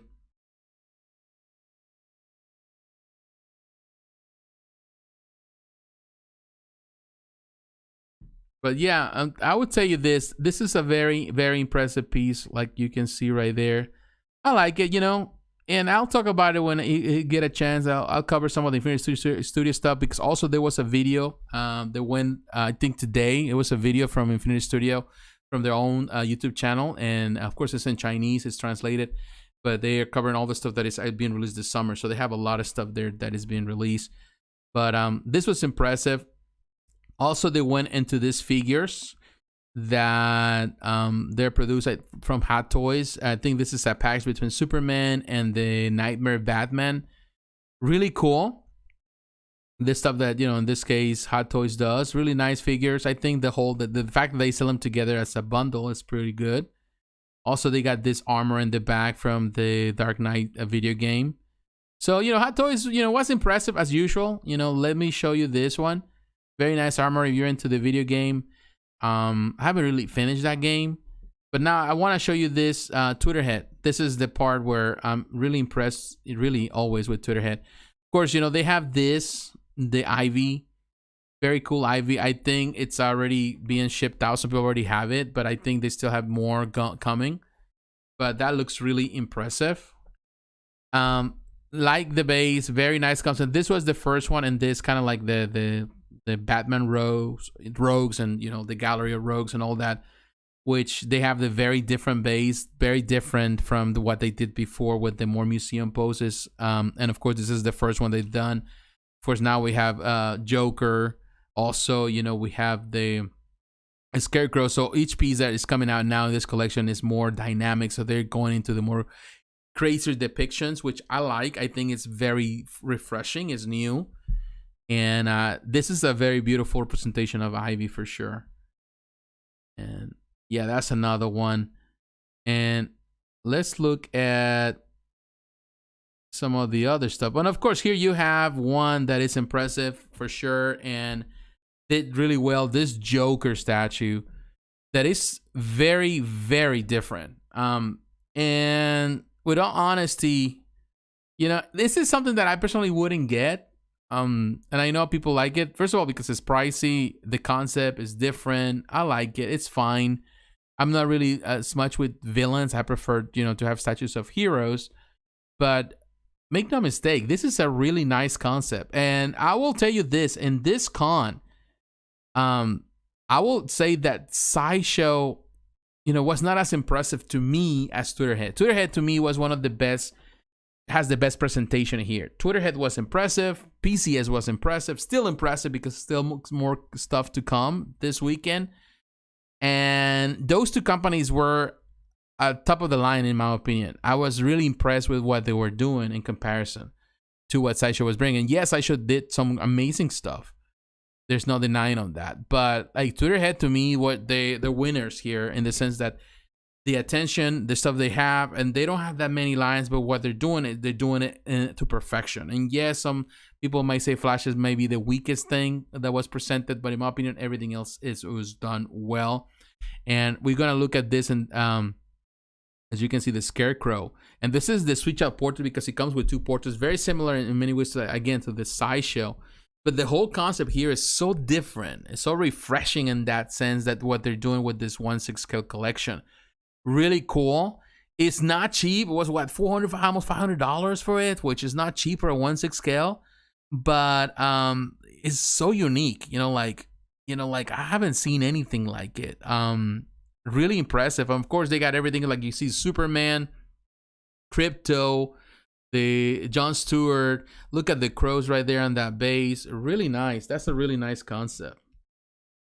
So yeah, I will tell you, yeah, that was a really impressive thing for me. I was just blown away by it. I don't know why, but it's just definitely, it was really, really good. But again, I want to say to all of you there, thank you very much. If you let me know if you have any issues with the transmission, trying to make sure that everything is working properly. But yeah, Jon Stewart is nice. I like it. It's on pre-order. I pre-order it, so I'll be excited when it comes. I pre-ordered exclusive. I'm on the wait list on both websites for Superman on Sideshow and Tweeterhead's website because I want the exclusive, but they have the regular. But even if that doesn't happen, I still get the regular because I think Superman looks amazing. You know, the whole thing that they're doing here is just impressive. That Superman is impressive. The work that Guillermo has done with the sculpts and also, you know, with the team, because other people involved in the process as well. They've been doing amazing stuff. And there you have the little squirrel badge. Looks really cool. That is a cool addition that comes with all of them, whether the regular. Oh, look at this. I just noticed that now. They have to raise it with this. Because so it could be as tall as Superman because Superman is really, really tall. So that might be my only concern there. That Superman is really tall, but now they had to use this one. So that's a bummer. I just realized that now. Yeah, I saw the pictures now, I remember. So in order to be on the same scale, they have to raise him up. So that's a disappointment there. I'm going to have to get something in order to display it like that. Crypto looks amazing. Really cool. Look at the face expression. The paint job on that is on point. And I like that they use the base that goes alongside with Superman. So they're both going to display really nice together. That's a nice touch. So, you know, they work together as that. They did pretty good on it. So, yeah, that's impressive. So, again, I'm telling you, Tweeterhead was really impressive. Now, let me read this. Are they 1/5? No, they're 1/6 scale. They are true 1/6 scale, which means that they're really as large as 1/5. Because the way the scales were done for many years, where everything was wrong. And most of the time, the stuff that was scale 1/6 actually was a 1/7 or 1/8. But what they have done now with Tweeterhead is going back to real 1/6 scale. So what you're getting here is a lot bigger than even the stuff that they were producing early on. So the stuff that they produced, the Superpowers collection, that was the first collection they had, is a tiny bit smaller than this collection, scale-wise. But this is the perfect 1/6. So when you're looking at 1/6 right now, if you want perfect 1/6 scale for DC, right now you have to go to Tweeterhead and also XM Studios. Their DC Rebirth line is also a perfect 1/6 scale collection. So yeah, they're not that small. I'm telling you, they're not small. They're not like the tiny Bowen, because Bowen was definitely a 1/8. Although many people think it's a 1/7, actually was even smaller at times. But you know, for years we kind of play with it. I had Kotobukiya and Bowen kind of playing with them together, combine them together, even though they don't match. Sometimes they have the effect that everything looks good, and I think this is gonna look good. But I'm really impressed because of the perfect size. To me, is the perfect scale to use. It's not that big, it's not that small, it's just perfect. And definitely Superman really looks really cool there. So yeah, to me, this was an impressive presentation from Tweeterhead. Really cool. Look at that. Man, that sculpt is nice. Really nice. So yeah, that was a strong point. And I think that was it. You know, like after that, there was nothing else on that day. They finished, of course, with that. And that was the part 1 of Wednesday. So now let me go and let's look at the second part. And you know, I wasn't sure how to do this video today, so that's the reason why I kind of maybe rambling a bit. But it's just because I wanted to look at the stuff in the videos. I didn't get a chance to do live reactions with it, so might as well just do it now. Kind of. So let me show you this. Let me go here. So we're going to change this video. We're going to go to the other video. The good thing about computers that I can do all sort of things if I wanted to here. So look at that. Now we go into this. And on this part, on the second part, this on Wednesday, there was a lot of hot toys, of course, for the Marvel stuff. It was a lot of it. If you're really into it, they have the Captain America, Sam Wilson, Bucky the Winter Soldier. I really like it. I think the figures are nice. I'm more impressed with the Star Wars stuff than I am with the Marvel stuff for sure. But they got a lot of things there, and of course, there's always a market for it. Of course, they got Baron Zemo, and Cap looks great. Of course, Winter Soldier based on the show. The face, not 100%, but close. And of course, they got all the Spider-Man suits. They have tons of them. You know, they're never running out of Spider-Man suits or Iron Man suits. That's the bread and butter of Hot Toys. So they got a plenty of that. And I'm looking at more stuff, more Spider-Mans like that. That one too. This one, I know people talking the Cyborg Spider-Man, of course, based. A lot of the stuff is based on the video game, on the Miles Morales video game, on the Spider-Man video game. This is in the video game, of course, it's from the 90s. If you remember, Eric Larson's art on this is very iconic, so they have that one. I think that's a cool one for sure. Really like that one. And of course, they got, this is a quarter scale Iron Man. This one, if I'm not mistaken, and I'm looking at it right now, this is a Mark 42. And it looks impressive. And I don't think it's fully die-cast. I think it just have plastic parts. Yeah, it's fully die-cast. It would be super expensive. But then, of course, you got all the Iron Man suits there. So that was pretty much that day. They concentrated on a lot of the Marvel stuff. Which, at the same time, I kind of hate it. Because today, they went back and they did the same thing again. They talk about the same thing over and over in Hot Toys. And I was like, okay, we already saw it. Well, we need to see it again. It's like they trying to reinforce the stuff that they talked before. But of course, they got the stuff from the Avengers Endgame. So you have the Spider-Man, you know, the Spider-Man, I'm sorry, you have Captain America, you have Thor, you have Iron Man, Pepper Potts. Of course, you got Thanos right there. So this is based on Avengers Endgame. Thor looks amazing. You know, even though people get offended, you call it Fat Thanos. You know, that's what it is. And then, of course, we got the WandaVision stuff. So you have Wanda Maximoff, Vision. They got the White Vision. Funny thing, I remember back in the late 80s, early 90s, when Vision was, you know, white. His suit was white. I always liked that. That was an era I was reading a lot of the Avengers. So my recollections mostly was about that. Vision was in white rather than in color. But that's how I remember him the most. Now, another thing that was impressive, and if you are a Power Rangers fan, Iron Studios came up with this collection already on pre-order. Really looking good. And I'm not really a Power Rangers fan. I really don't care much about that. But I gotta be honest, and I gotta give them credit. It looks really good, as you can see right here. They did good with that one. So, very nice poses. You have all the different Rangers, all of them. Of course, you got this guy, the big floating head. I forgot the name of it in the back. It was not really one of my favorite shows. I watch it, but it wasn't like I was crazy about it. And I did watch it a lot. For some reason, there was nothing else to watch, I suppose. But I know there are fans out there. And the way they set up, and this is the part like they did with the Thundercats. They did this whole display. Everything set up really nicely together. They're doing the same thing here. I think it's impressive.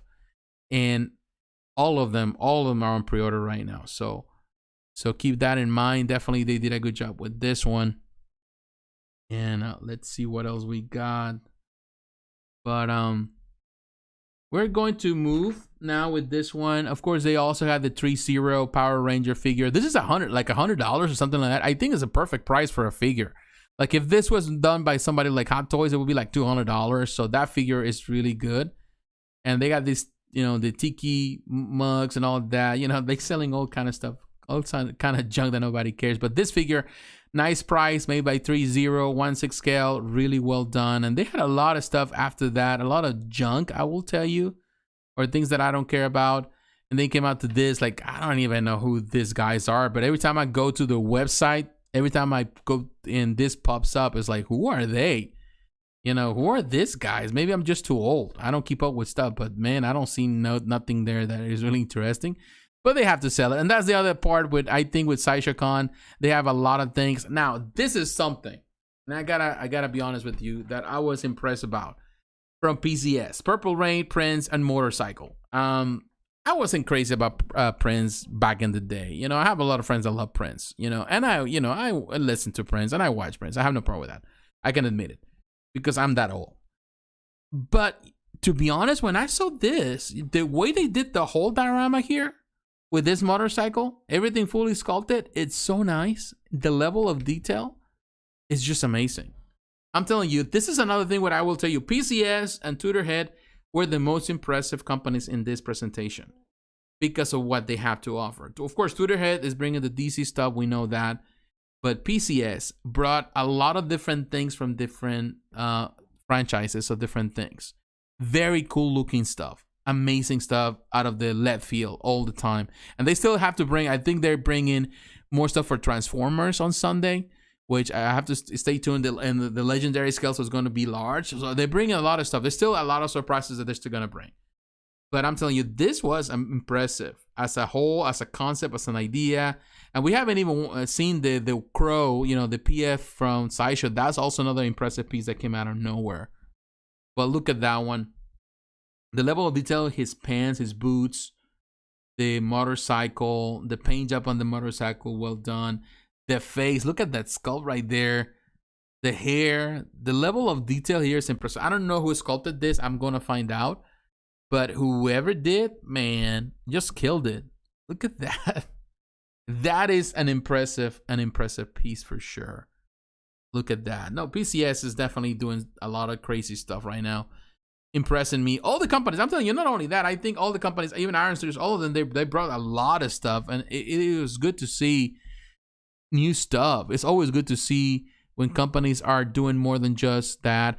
But also Infinity Studio, and I talk about this, it's on pre-order. Of course, they got the Bruce Lee, amazing Bruce Lee for sure. And I talk about it. This is one of the most impressive pieces from Infinity Studio, in my opinion. I read some comments even on my video, people saying that they think it's not accurate. I don't know why not, because to me, it's like, the guy is there. There's no doubt in my mind that this is Bruce Lee. But it is super, super impressive. Life size. Look at the hands. So realistic. A really nice job. Very, very impressive.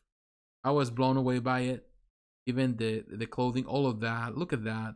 This is impressive. Of course, you know, it's $4,000. If you ask me, is it worth it? I will tell you, yes, it is. Would I pay for it? Heck no. I wouldn't pay that type of money.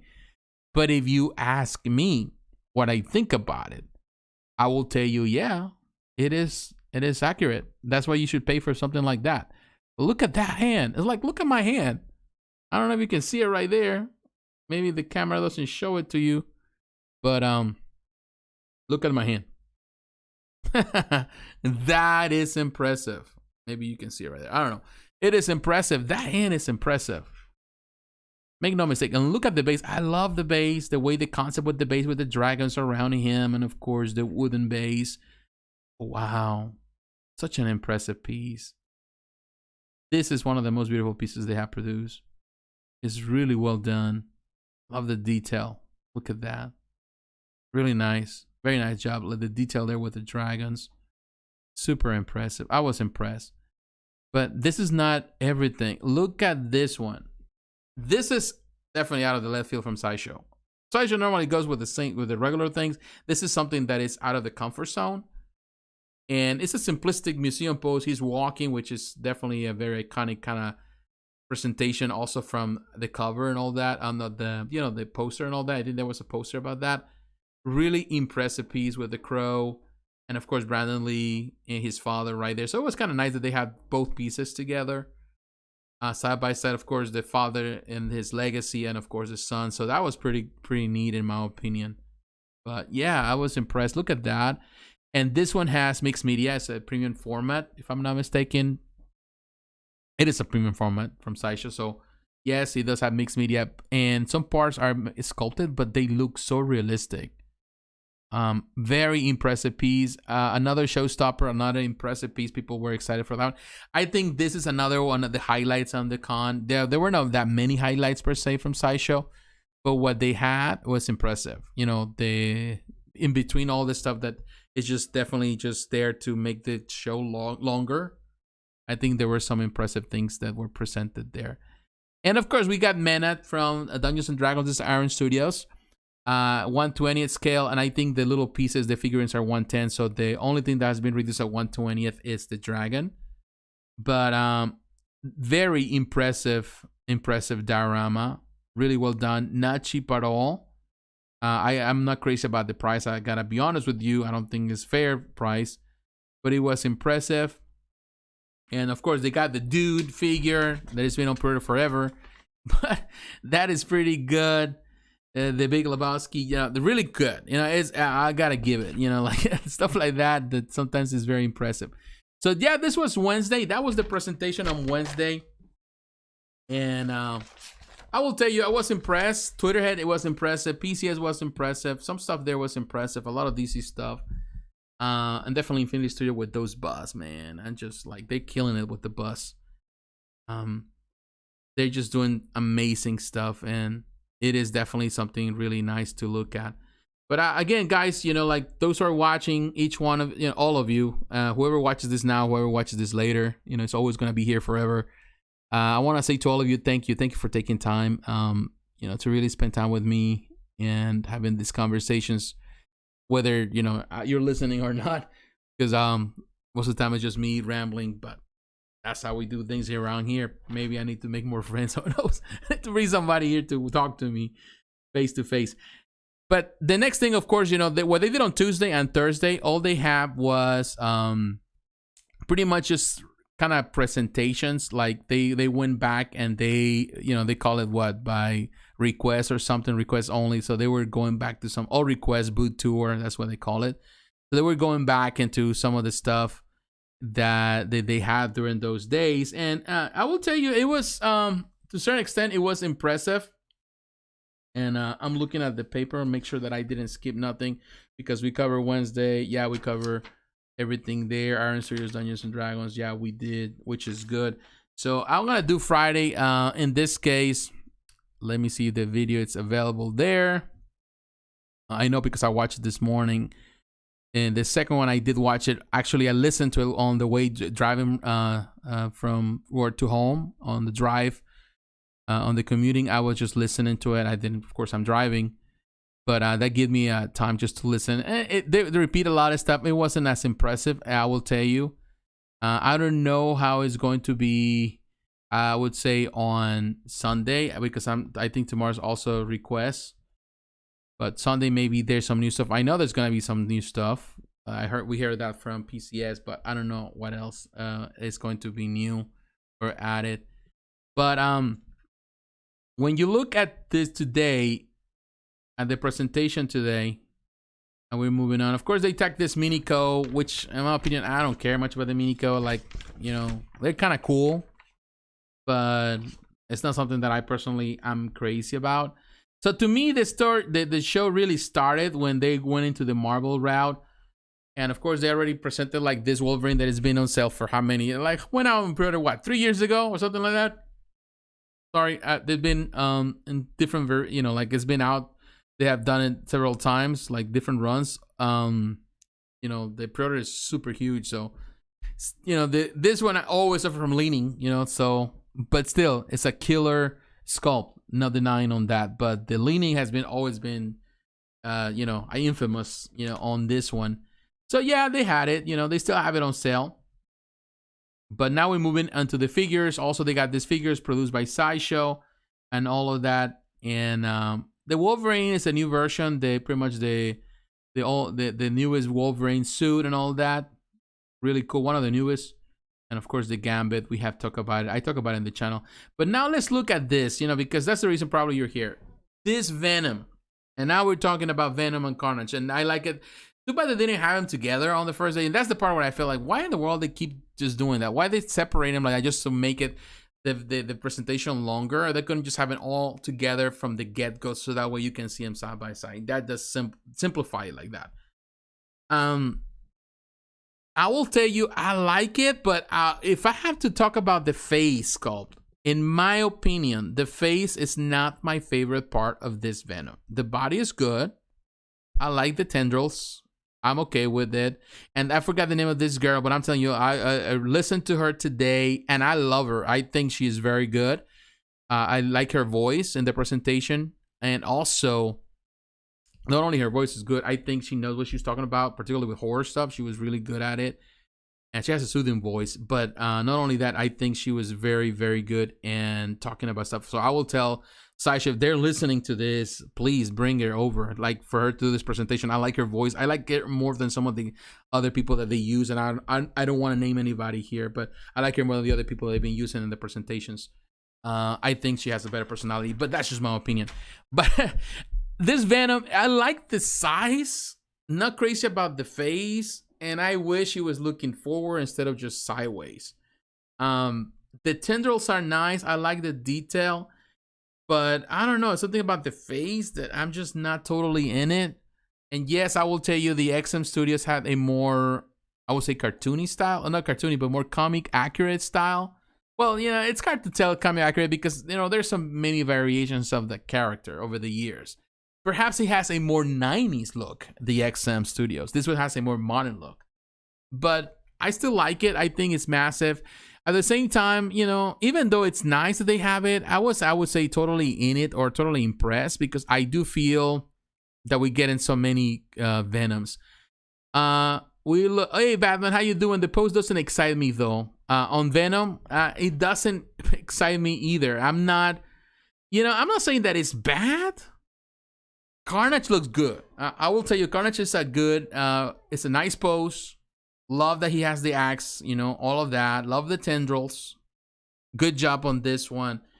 Venom, I'm still not totally sold on it. I would love to have this in a 1/6 scale. That would be good. Because I will tell you, even though the one that Sosa did for Kotobukiya years ago, I was never really all in it. I wasn't crazy about it. Although it's not a bad sculpt, but I think this one is superior. Mostly not only the sculpt, I think the whole presentation of the overall package with it. The paint job is flawless here and looks really good. Looks really neat. But yeah, with it, maybe we can hear some of the stuff that they're saying, just to give us an idea. Pizza delivery, balloons, and pigeons. They're just like flashbacks. Oh my god, yeah, the pigeons for me with the PlayStation 4 game. Oh my goodness. But yeah, this so much fun. He is a lot more life than Venom, or the Venom that we are seeing here. So he does have a bit more of that wily aspect. Man, I love the Of back. course, we also see tons of the symbiote. That back looks great. Curling off of the base and off of him. This will be the first time you guys are getting to see the full 360 on Carnage here. Man, this rig is pretty good. Off of his back, forming Bait. kind of dagger tips. Molokai And then, coconut. of course, we've Coconut. got the massive scythe arm. And I think the thing that frightens me most about this character is how with Venom, he's kind of almost one cohesive color. We've got the white aspects to him. But Carnage, with the red underneath the black, especially emphasized here by the kind of more matte paint, Carnage looks like a flayed body. Yes. Like it's more sinew and muscle going on. More of those pieces that make him almost look like raw. Yeah. Yeah, the more I see that Carnage, the more I am impressed with Have it. a good time. He looks very happy. You can never The better tell looks with for those sure. symbiote smiles, but he's here to have a good time. He's out of prison and ready to rock and roll. Now we're gonna hop back into the world of mutants for just a moment for a piece making her convention debut. This is the first time you guys are getting to see her. And I'm telling you, like, I think early on somebody asked me about it here in the comments. A long-awaited. Yeah, the paint on Carnage is the best. I think they did a fantastic job. Now, looking at Storm here, She is here. She's available. I'm really impressed with the sculpt. I love her body sculpt here. She's not a thin, she's not thin. She's curvaceous, which is something natural. She really looks strong. She looks like a strong woman, and I really like the way she is coming up. It really looks really good. So yeah, it's really impressive. I really love the flow and the paint job they did here. The way she's standing, really strong. Definitely, this is a great Storm, no doubt about it. Very nice sculpt here, really impressive. And now looking at the paint job, looks a lot much better. So yeah, this is one that I'm definitely looking at and looks really good. It seems like I have to continue waiting for another quarter scale Venom. XM Studios sells for 2,000. Yeah. However, this is the thing, like this is the part where I can tell you one thing. Sometimes, I will tell you, this is not a bad Venom. Yeah, I want to tell you that it's not the perfect Venom. There will be more Venoms at some point because, how many times they have produced a Venom. Sideshow has produced Venoms. It's not a bad thing, but I'll tell you, that Carnage looks good. Carnage is perfect. And yeah, that Storm is badass. Yeah, it is. It is really nice. The paint job is good. She's thick for sure. She's not a thin girl. She definitely is a strong woman. I like that. I think they did a good job with her. The representation is really good. Really good. Yeah, the paint job and that face up portrait. Nice job. Look at that portrait. and the lighting they use with this, the pretty much the metallic, the pearly colors they use, really nice. It really enhances the beauty. And of course, they're using this lighting on this stands. All that looks really great. I'm impressed. I like it. I think this one also. Yeah, this is the part what I like about it. They brought us to this already on pre-order, but now when you see it in person, I think it looks more impressive. I think it looks more impressive than it does in the pictures. It does have a lot of presence. This is a very impressive looking piece and can serve as a standalone. So yeah, that was one. Now try to see if we can move a little faster here. Although I love to be here and stay. They have, of course, Doctor Strange. We already seen that before. Nothing new with it. I think this is a production piece because they have it on sale. It looks good, you know, not bad. We have seen it before. Of course, more muted because it's not a production, because it is a production piece. So they also have this, the Wanda Maximoff. Now I can see some of the lines on the portrait here. It seems like it didn't insert the head all the way, so it's kind of coming out. You can see that seam. I don't like that. That's something that needs to be addressed. Maybe it was they didn't do it right. Maybe just a prototype. But you know, the sculpt is nice. Not denying it.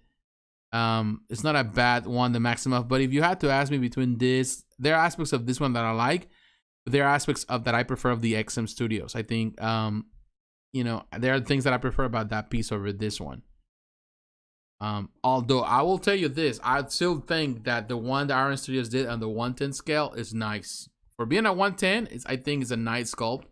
That if they're able to kind of increase, you know, make it as a 1.4 or 1.6 or 1.4, it will be amazing. Probably the best.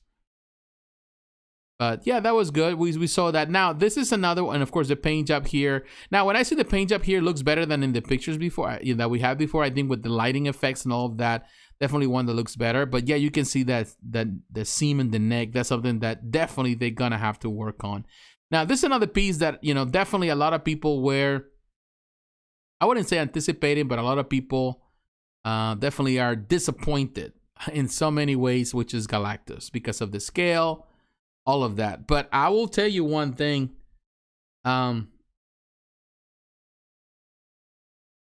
Rest in peace, listen clear.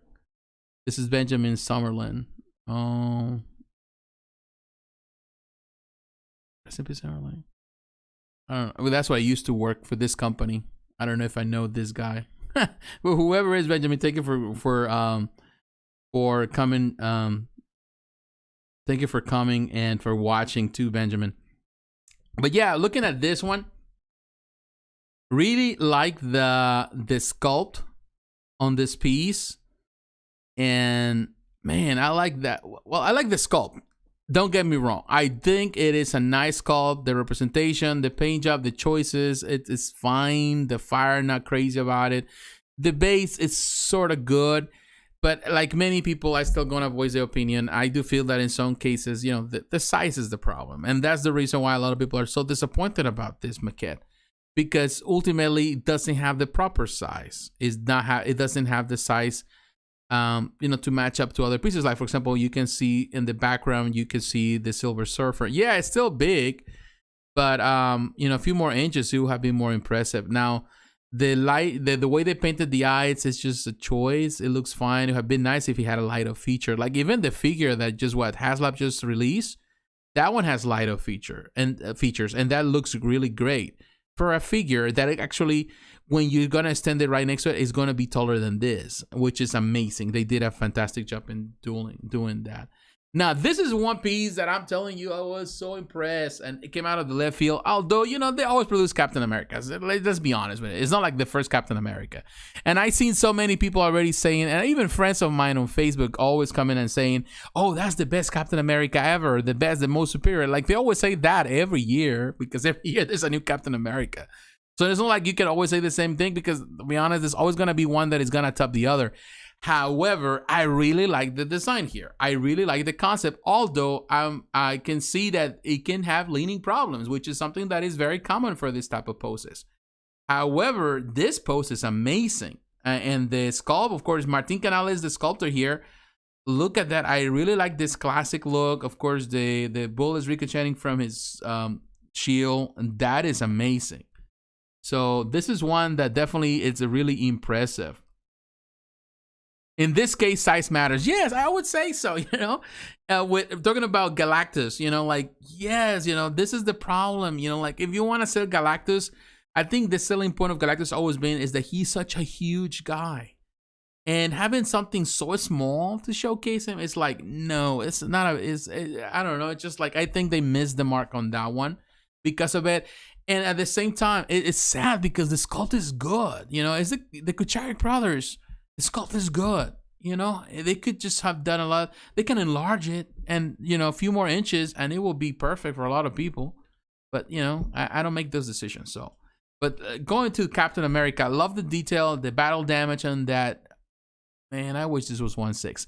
And I did pre-order. I'm right now because of, you know, I mentioned this. I'm getting back into the statue game, so I'm getting some statues. So I got the Captain America. I have to do it in a payment plan with Sideshow too, for the Kotobukiya, and I like it. But I'm telling you, this is better. Like the whole post is better. But I'm not really into the quarter scale.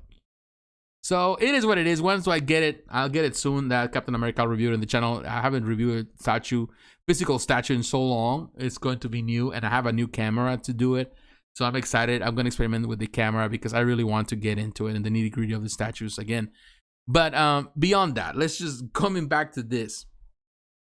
This is impressive, and to me, it's like very comic book accurate. Like, yes, more modern comic books, but still, man, look at that. Look at the way it looks, the detail. And now you can see, for example, of course, with Taskmaster, this is a Taskmaster for me. Like the one in the movie we just saw, was like, oh, I was disappointed. But looking at Taskmaster now, I'm so impressed. Right next to Cap, look at that Cap. And Taskmaster is so muscular and it's so well done. And I'm so impressed with it. I don't mind the mixed media. I know people complain about the mixed media, but I'm telling you, it looks really, really good. It looks neat there. And definitely this is the Taskmaster that I know. You know, the movie was bad, but this is the real Taskmaster. And now looking at the other side with Cap, man, Cap looks good, muscular. And of course, we got the new Black Widow. You know, this is the part where, you know, although I like this stuff, at the same time, I'm a bit disappointed because, you know, for the most part, they always have the same characters. You know, we always get a Black Widow. We always get a Captain America because they sell. And as long as they keep selling, they will keep churning them. They will keep making them because that's how business works. You know, that's just bottom line. Yeah, this Cap is impressive. It is impressive. Yes, you know, I can be concerned about the leaning part. That will be the only complaint. But beyond that, you know, the sculpt is nice. You know, it's Martin Canales' sculpt. The detail is nice. The paint job is nice. Right next to this, that would be super cool. You can pair them together, maybe on a fight. Who knows? They look great. You know, that Taskmaster's face look amazing. The musculature, the detail, you can see in the sculpt in his outfit. You can feel the texture. You know, through the video, you can see the little texture. His sword, the weathering, his clothing. It is impressive. Look at that sword, and it's huge. Like I'm looking at it, and I don't know. I don't know if is it me or what, but I feel that this quarter scales are looking bigger than before. They look bigger, bulkier. I don't know. It's just the impression that I have with them. But let's see if we can move a little bit and go to now to. We're looking right now to. I'm sorry, I just had a brain fart, to Black Widow. And I will tell you, it's good. You know, they have done really nice Black Widows over the years, and they've been some really impressive one. This is an action one, very classic, you know, Widow. And you can see in the face is very similar to the previous one, the more serious ones that they have done. I like it. I like the outfit. Definitely is really good. And she's, of course, shooting her darts and all that, which is really nice. I think it's an impressive piece. Of course, this is the first time they showcase it. I don't know if it's gonna have a switch out portrait. It would be nice to have a switch out portrait. It has this look. Also, would like to set a different look, maybe with the short hair, something like that. More, you know, the options are there. They can do whatever. But I lately, one thing you know, if you have noticed and I've noticed is that they're not doing as many exclusive as they used to. They're not doing as many switch outs. I think they're avoiding that. Whether it's for, it's cost effective, who knows, but they're not doing that as much as they used to. So that's something that is a bit disappointing too. Let me go back to my notes. It says, yeah, the cap is impressive. If I was a Taskmaster fan, I picked this up. Yeah, me too. If I was like, I'm a fan, but not to the level, so I need this in my collection. But it's one of the most impressive pieces so far. Black Widow pose looks weird. I prefer their previous PF. Yeah, I would say at the end, I think it's a matter of choice. But, because, they have produced so many different PFs that are in different variations throughout the years. So ultimately, you don't have to lose sleep on one. This is not the ultimate representation. I feel that cap is a lot better, though. Yeah, I like the outfit. I like the classic. And here, of course, they have a showcase and, of course, this. And to be honest with you, the more I see it, the more I like it. Frankie Ray right next to Nova right next to him. I like it. I think it's a really nice piece, nice sculpt. Was heavily criticized, but I think more people are falling in love with it. I think it's better. Of course, this is the funny thing, and I gotta be honest with you. Normally in this hobby, which is kind of sad, and it happens a lot, that at first always people criticize something. People say, "Oh, this is the worst sculpt ever," and you hear all the time. But as soon as they heard the name of the sculptor, they're like, "Oh no, actually, I changed my mind." And they don't even say I changed my mind. They don't even apologize for kind of throwing dirt at it. They will like, "Oh yeah, I love it now. I just changed my mind now that I know and I can see it better." This is like people don't know how to be effective. I can be critical. I love the sculptors, and I am critical sometimes, and sometimes I'm gonna say certain things. I'm not gonna back down just because I came to know that I know the sculptor. Yes, that's the reason I try to be respectful always. So I try to, keep my mouth shut, at least in the sense that I'm gonna share things in a respectful way, because I don't know what the name of the person first and foremost. I don't know who worked on this, so I'm not going to jump the gun right away before I make criticism. But if I have to be honest, I have to be honest. Of course, I'm gonna be respectful. But I've seen many people, they just don't have the filter to it. And they just simply, the first thing that comes to mind is like, this is garbage. And then all of a sudden they realize that this is a famous sculptor. And now all of a sudden they change their mind and they love it.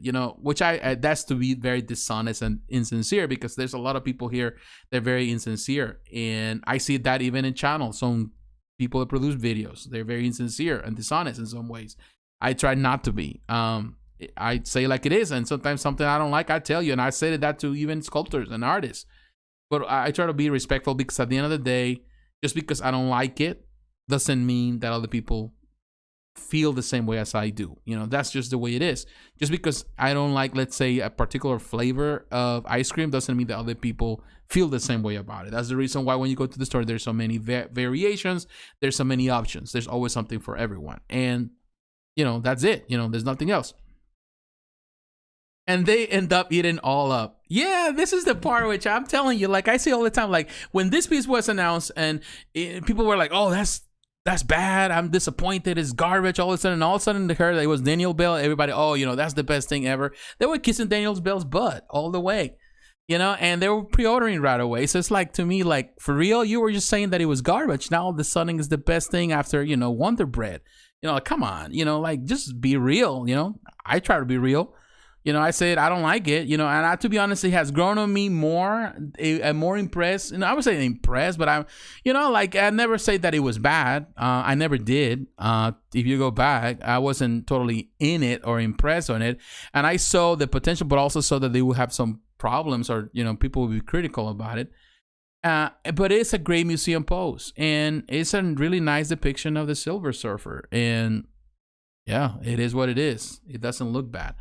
All right, let's move from the Surfer, which is good, into a gorgeous and glorious piece. I will say like this, and this is Daniel Bell, and I'm going to kiss Daniel Bell's butt here too, because if everybody does it, might as well I do it too. Maybe I get some kudos, maybe I get some points, maybe I get a freebie, and I can review it. Who knows?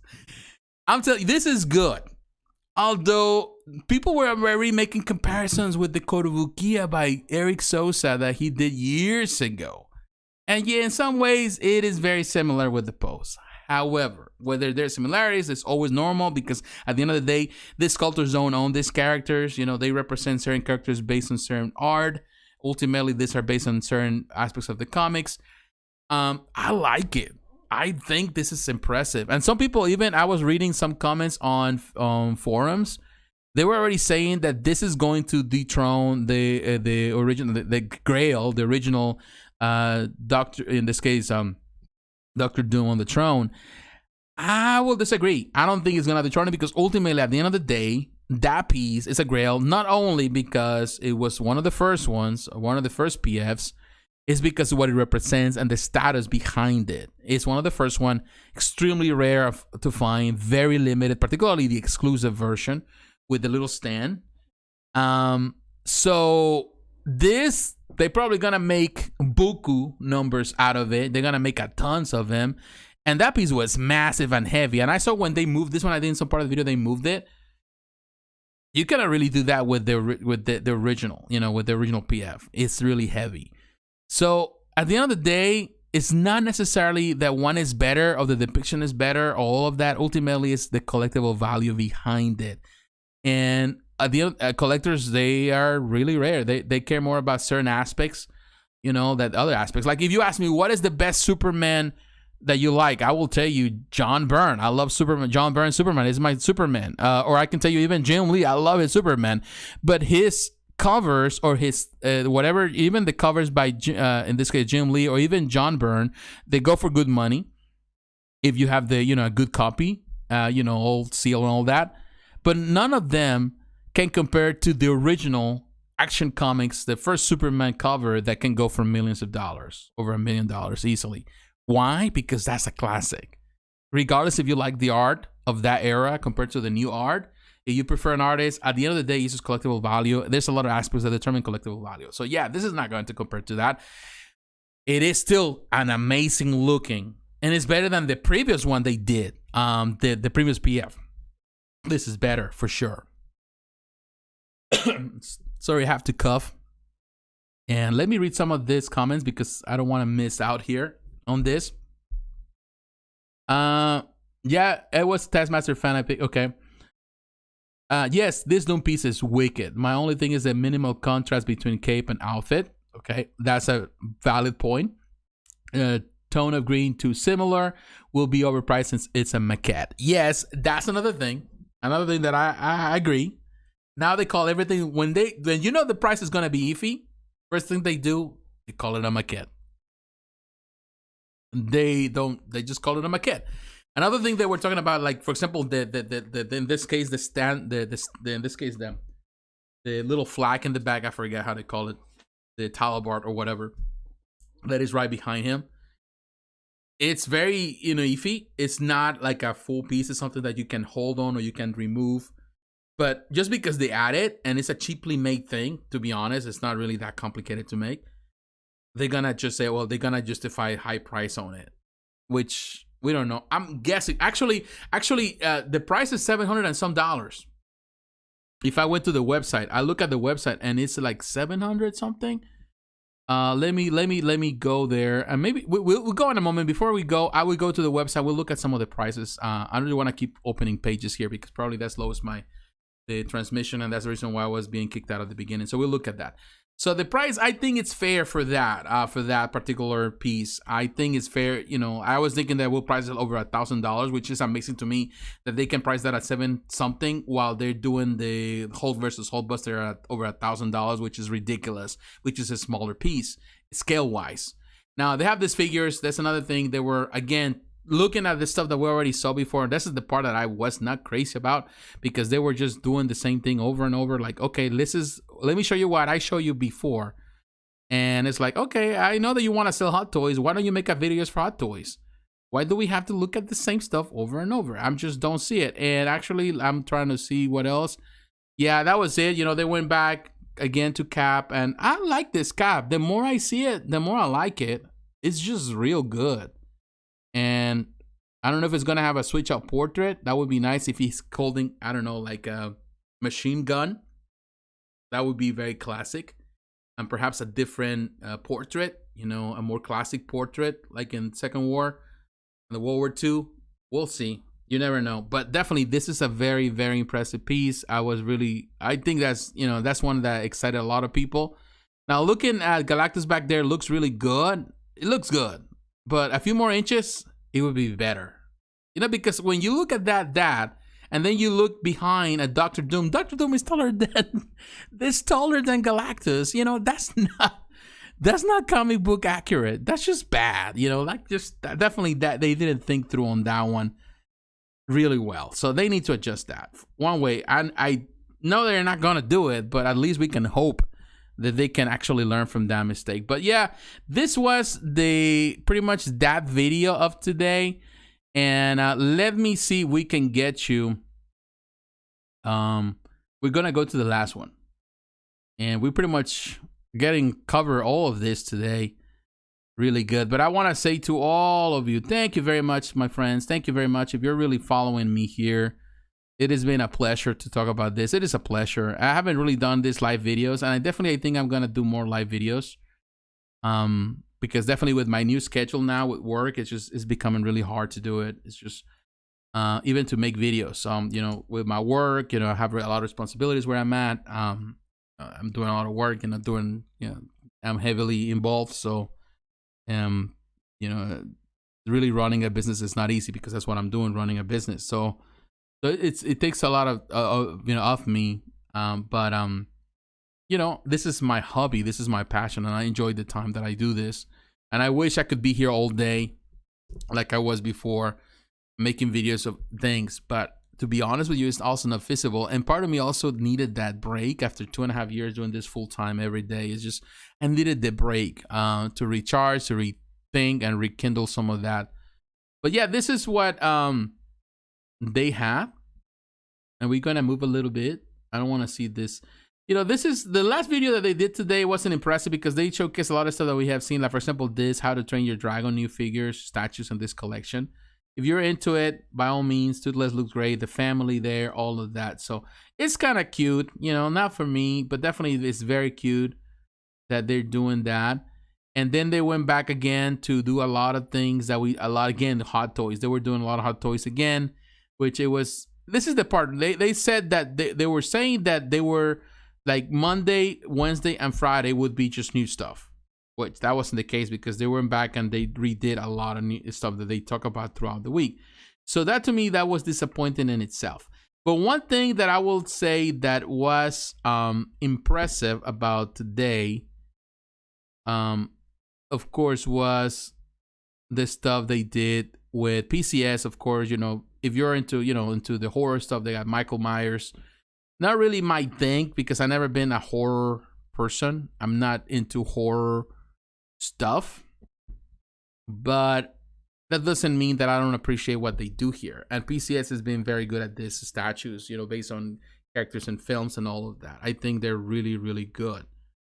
But yeah, that pumpkin right there, the base is well done. It has mixed media, quarter scale piece. Really, really good what they did there.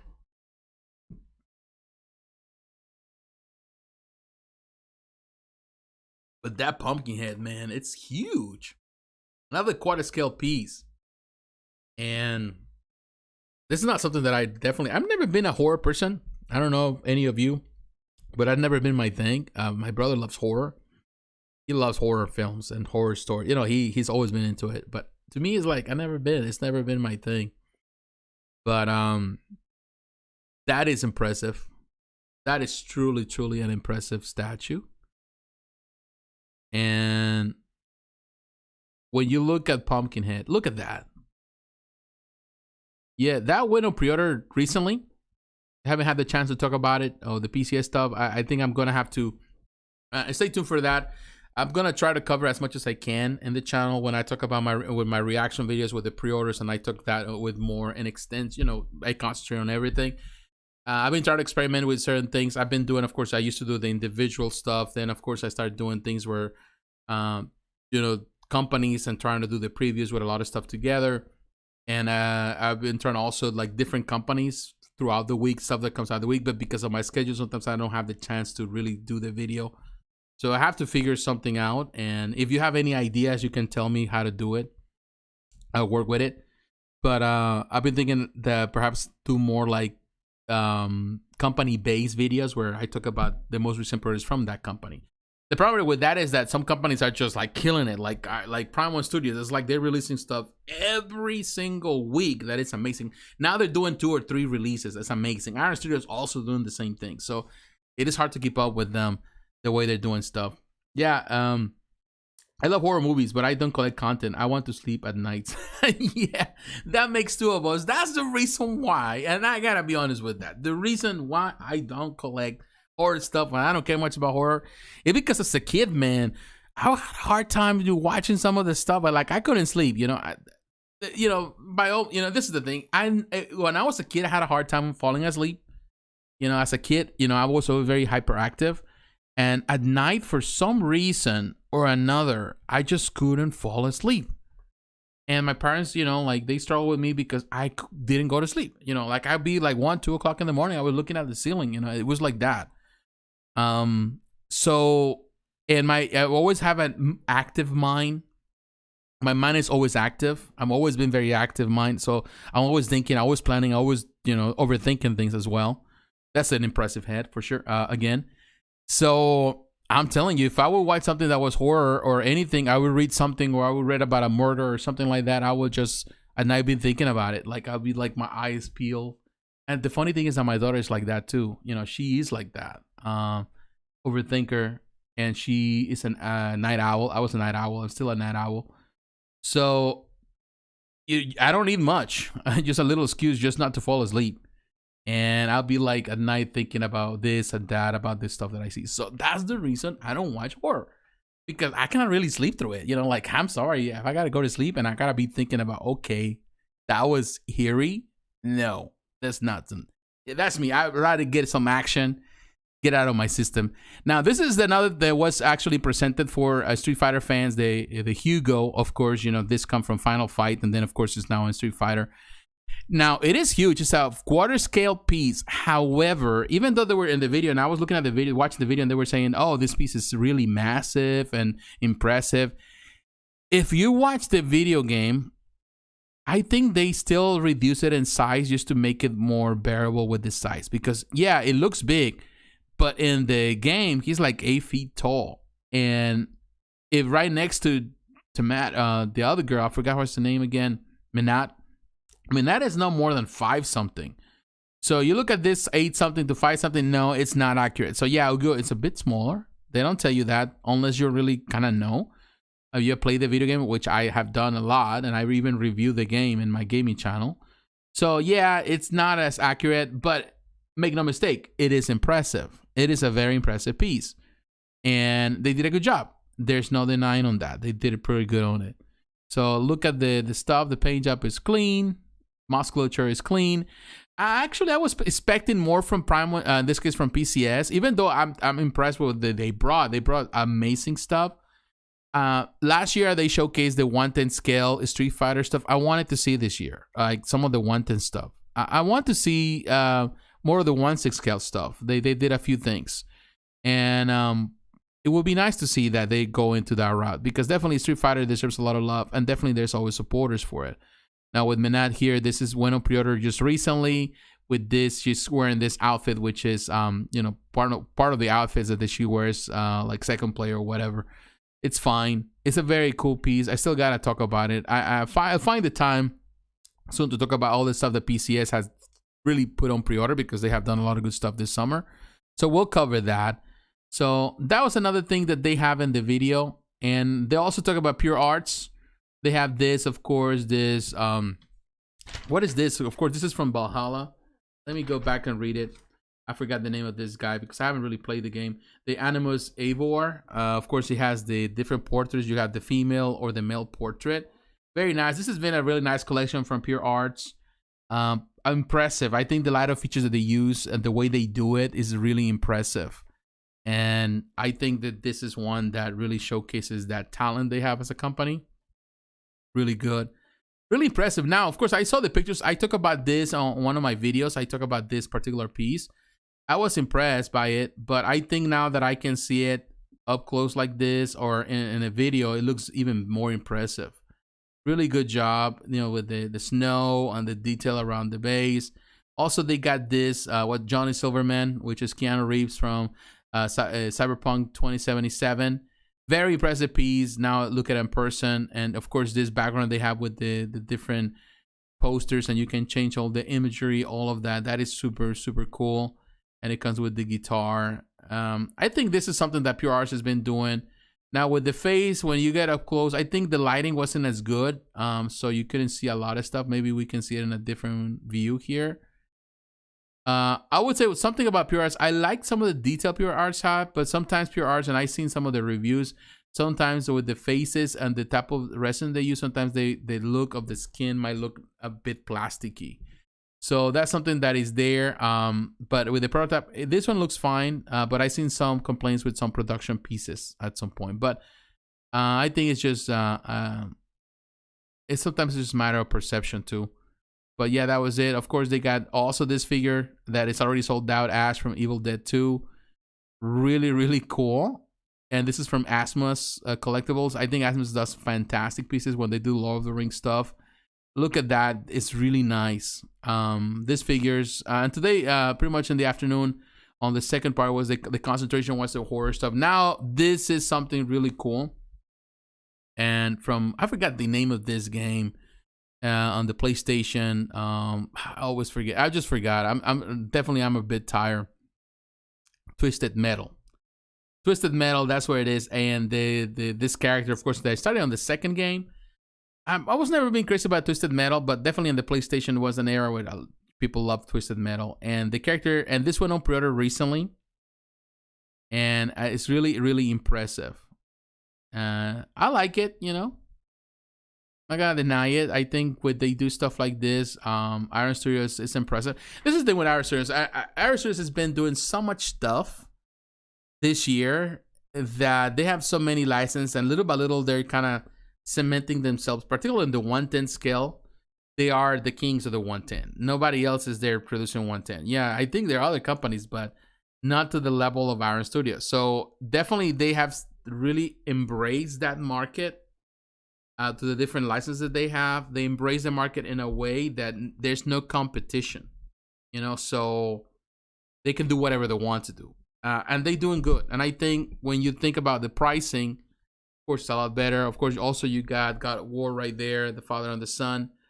It is, I wouldn't say that I'm too crazy about the way the pose they did. It's interesting.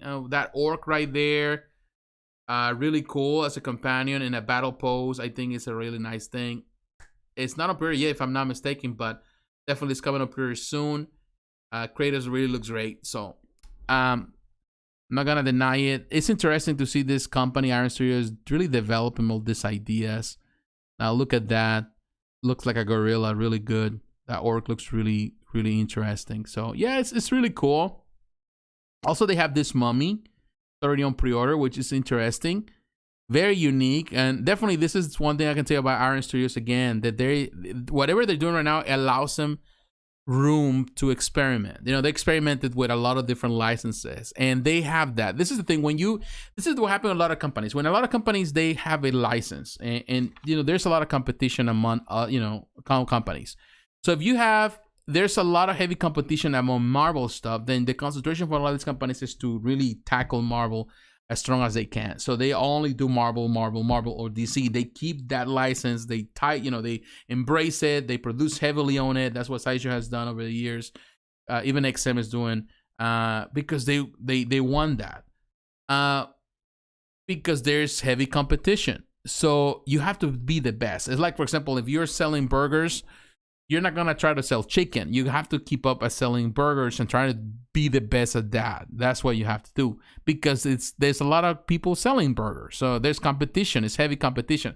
Now, when you don't have competition and you are the king of town, then you can try to sell chicken, tacos, whatever you want to sell, because it's all game. Nobody else is there to say, hey, you can't, or nobody else is there to give you, you know, a hard time, you know, trying to compete with you. And right now, Iron Studios has no competition, so they can do whatever. They've been doing anything with the gaming, with Dungeons and Dragons, with the Lord of the Rings stuff, with the Mortal Kombat stuff, now with the Power Rangers, the Marvel stuff, the DC stuff. You name it. They're doing everything. Next thing they're gonna do Garfield or whatever. You know, they have the Chavo del Ocho. They have everything. It's like what else can they do? And they doing it because they have the way to do. They have the pace to do it. Yeah, Jay, I love, Horror Series is burning holes in my wallet. Hey, Julio, how you doing? Welcome to the stream. Thank you very much for stopping by. But yeah, I'm telling you, like, Horror Series is like, and I'm not a 110 collector, but I'm so tempted. Like, I feel like, like they're producing a lot of stuff that it looks really good for 110. And I'm like, do I really want to have 1.6? Do I really want to keep up? Right now, 1.6 is making a comeback for sure. But the 110 is such a tantalizing idea just to go for it. But yeah, they were doing all this stuff. Like, this is another thing. Of course, the My Hero Academia diorama from Prime 1 Studio. This is an amazing diorama. Amazing diorama. And of course, I seen the video. I talk about it in the channel. But now that I can get to see it, like they have it right here, right next to her, is really impressive. It's an impressive piece.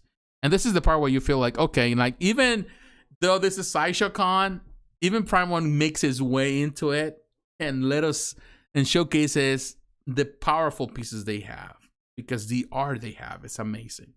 This is an amazing piece. Not cheap, how much we talk about it, like over $3,000, almost $4,000, something like that. Something ridiculous, or $2,000, $3,000, I don't remember. When you think about Prime 1, at least $1,000, that easily goes away. And then when you do the shipping part, if you order it directly from Japan, that's $2,000. So yeah, it stays like that. But man, look at that. Really good. The paint job is good. The sculpt is good. It is really good. Impressive for sure. Really nice. It looks great, I wish they had more Prime 1 stuff here to showcase. That would be super cool. I know a lot of collectors, they hope for a lot of Prime 1 stuff to come through Sideshow, because that will save a lot of money. The only thing I mentioned in that video that I wasn't keen about the statue in the back. It's not the best spot because it's hidden right there. But make no mistake, the overall design, the overall concept with all these characters there is really super cool.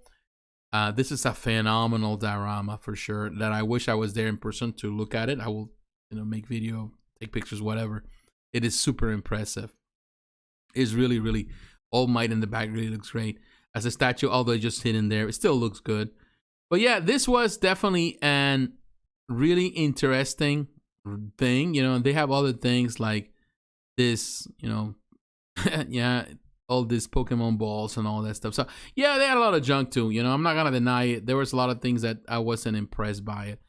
But yeah, I will tell you this, guys. With all honesty, it was an impressive thing to do. Like, I feel that they, like the stuff that they were showcasing here was truly impressive. Let me try to see if we can go to the website, because I think that some of you might like what we see here. So let's go back to, I'm gonna kill this. Hold on, let me try to go to Sideshow.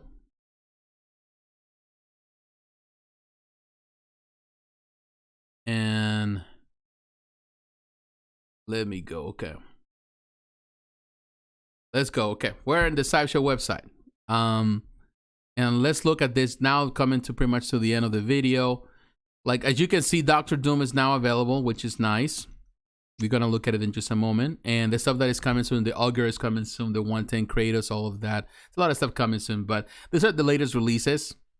And I want to check the stuff that is already released, of stuff that we saw. Of course, all these figures. I talk about it in the channel about this stuff from Super 7. Those figures are now also there. But let's talk about this Dr. Doom. $760. Yes, I know it's steep, but I still think that it's not a bad price.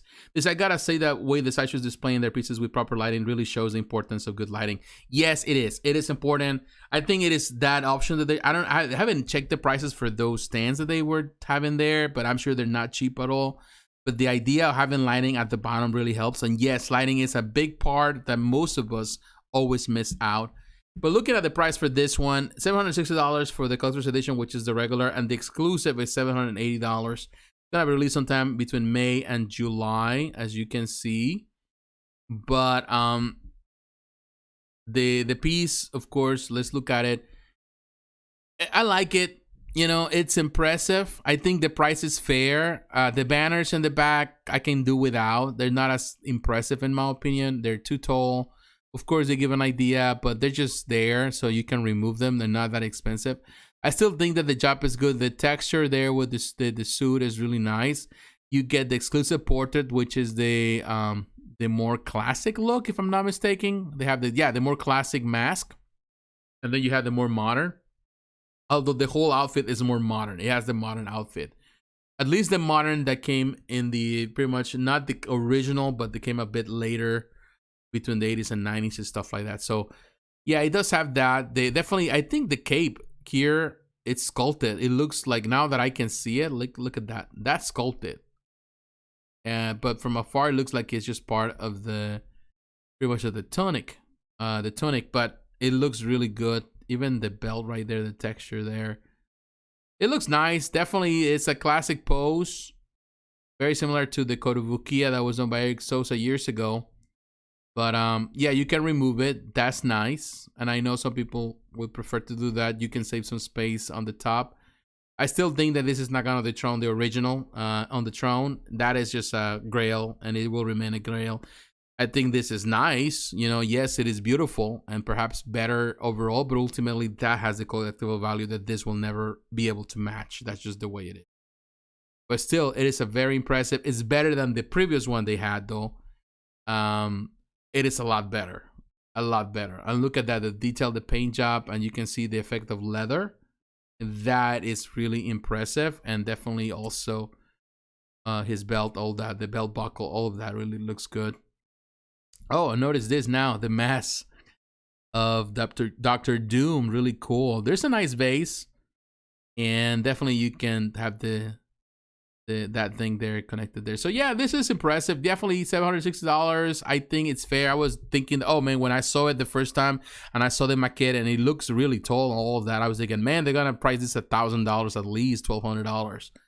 But no, I was impressed. $780. Yes, it's not for the faint of heart, but still, it's a much better price when you compare it to other things they're doing. And they already have Magneto, price $605. Not crazy about the price, but you know, it is what it is. $605. You got the Supreme Edition, and they have a collector's edition, which it's $450. Now, this is so this is the difference. The difference is the base. Now I can see the Supreme Edition has this. I like it. It's just the way the base is situated is more impressive.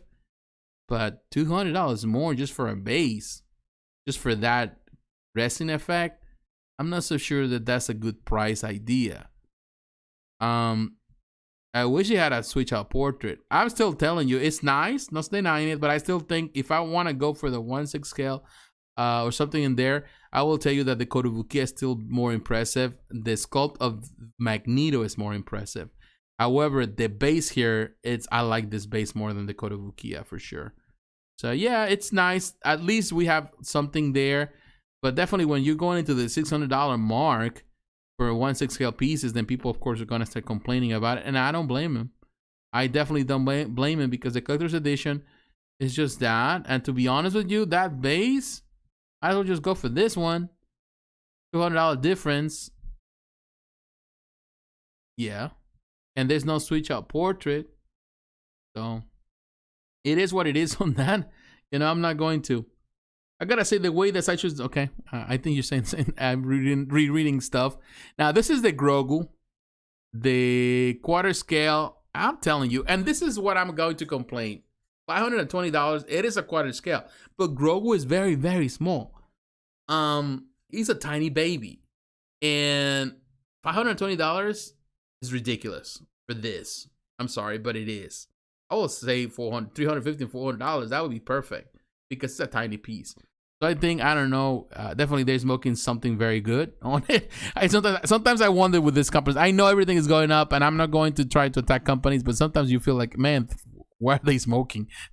What, you know, that pipe gotta be, they gotta have something really strong to try to justify like this. Particularly because it's a 1/4 scale, but it says limited edition, but it doesn't have an edition size. And I wasn't really impressed with this one. Like again, like at this, even in the, I was looking at the video, it looks like very plasticky.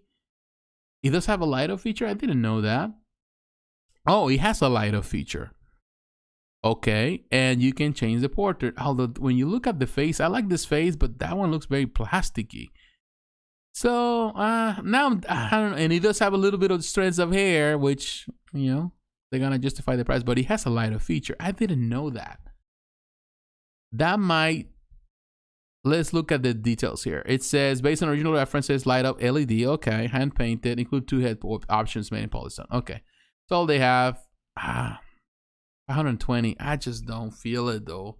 Even with the light up feature, you can find toys that had light up features for a lot less. And of course, you can see everything else. Black Widow's coming soon. Captain America's coming soon. That's gonna do really well. I'm telling you, gonna sell well. The Minico stuff. You have all the little 110 stuff. Thor Deluxe. A lot of 110 stuff. And of course, that right there, the White Ranger from. What was that? Asmus? No, Threezero. $120. Threezero. That's a great price for it.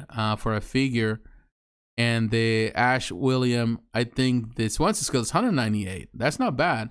But I think it's the exclusive one that is on the wait list because of that base. But if you want just the figure, not bad. Asmus definitely knows how to do figures. They're really good with the likeness and stuff like that.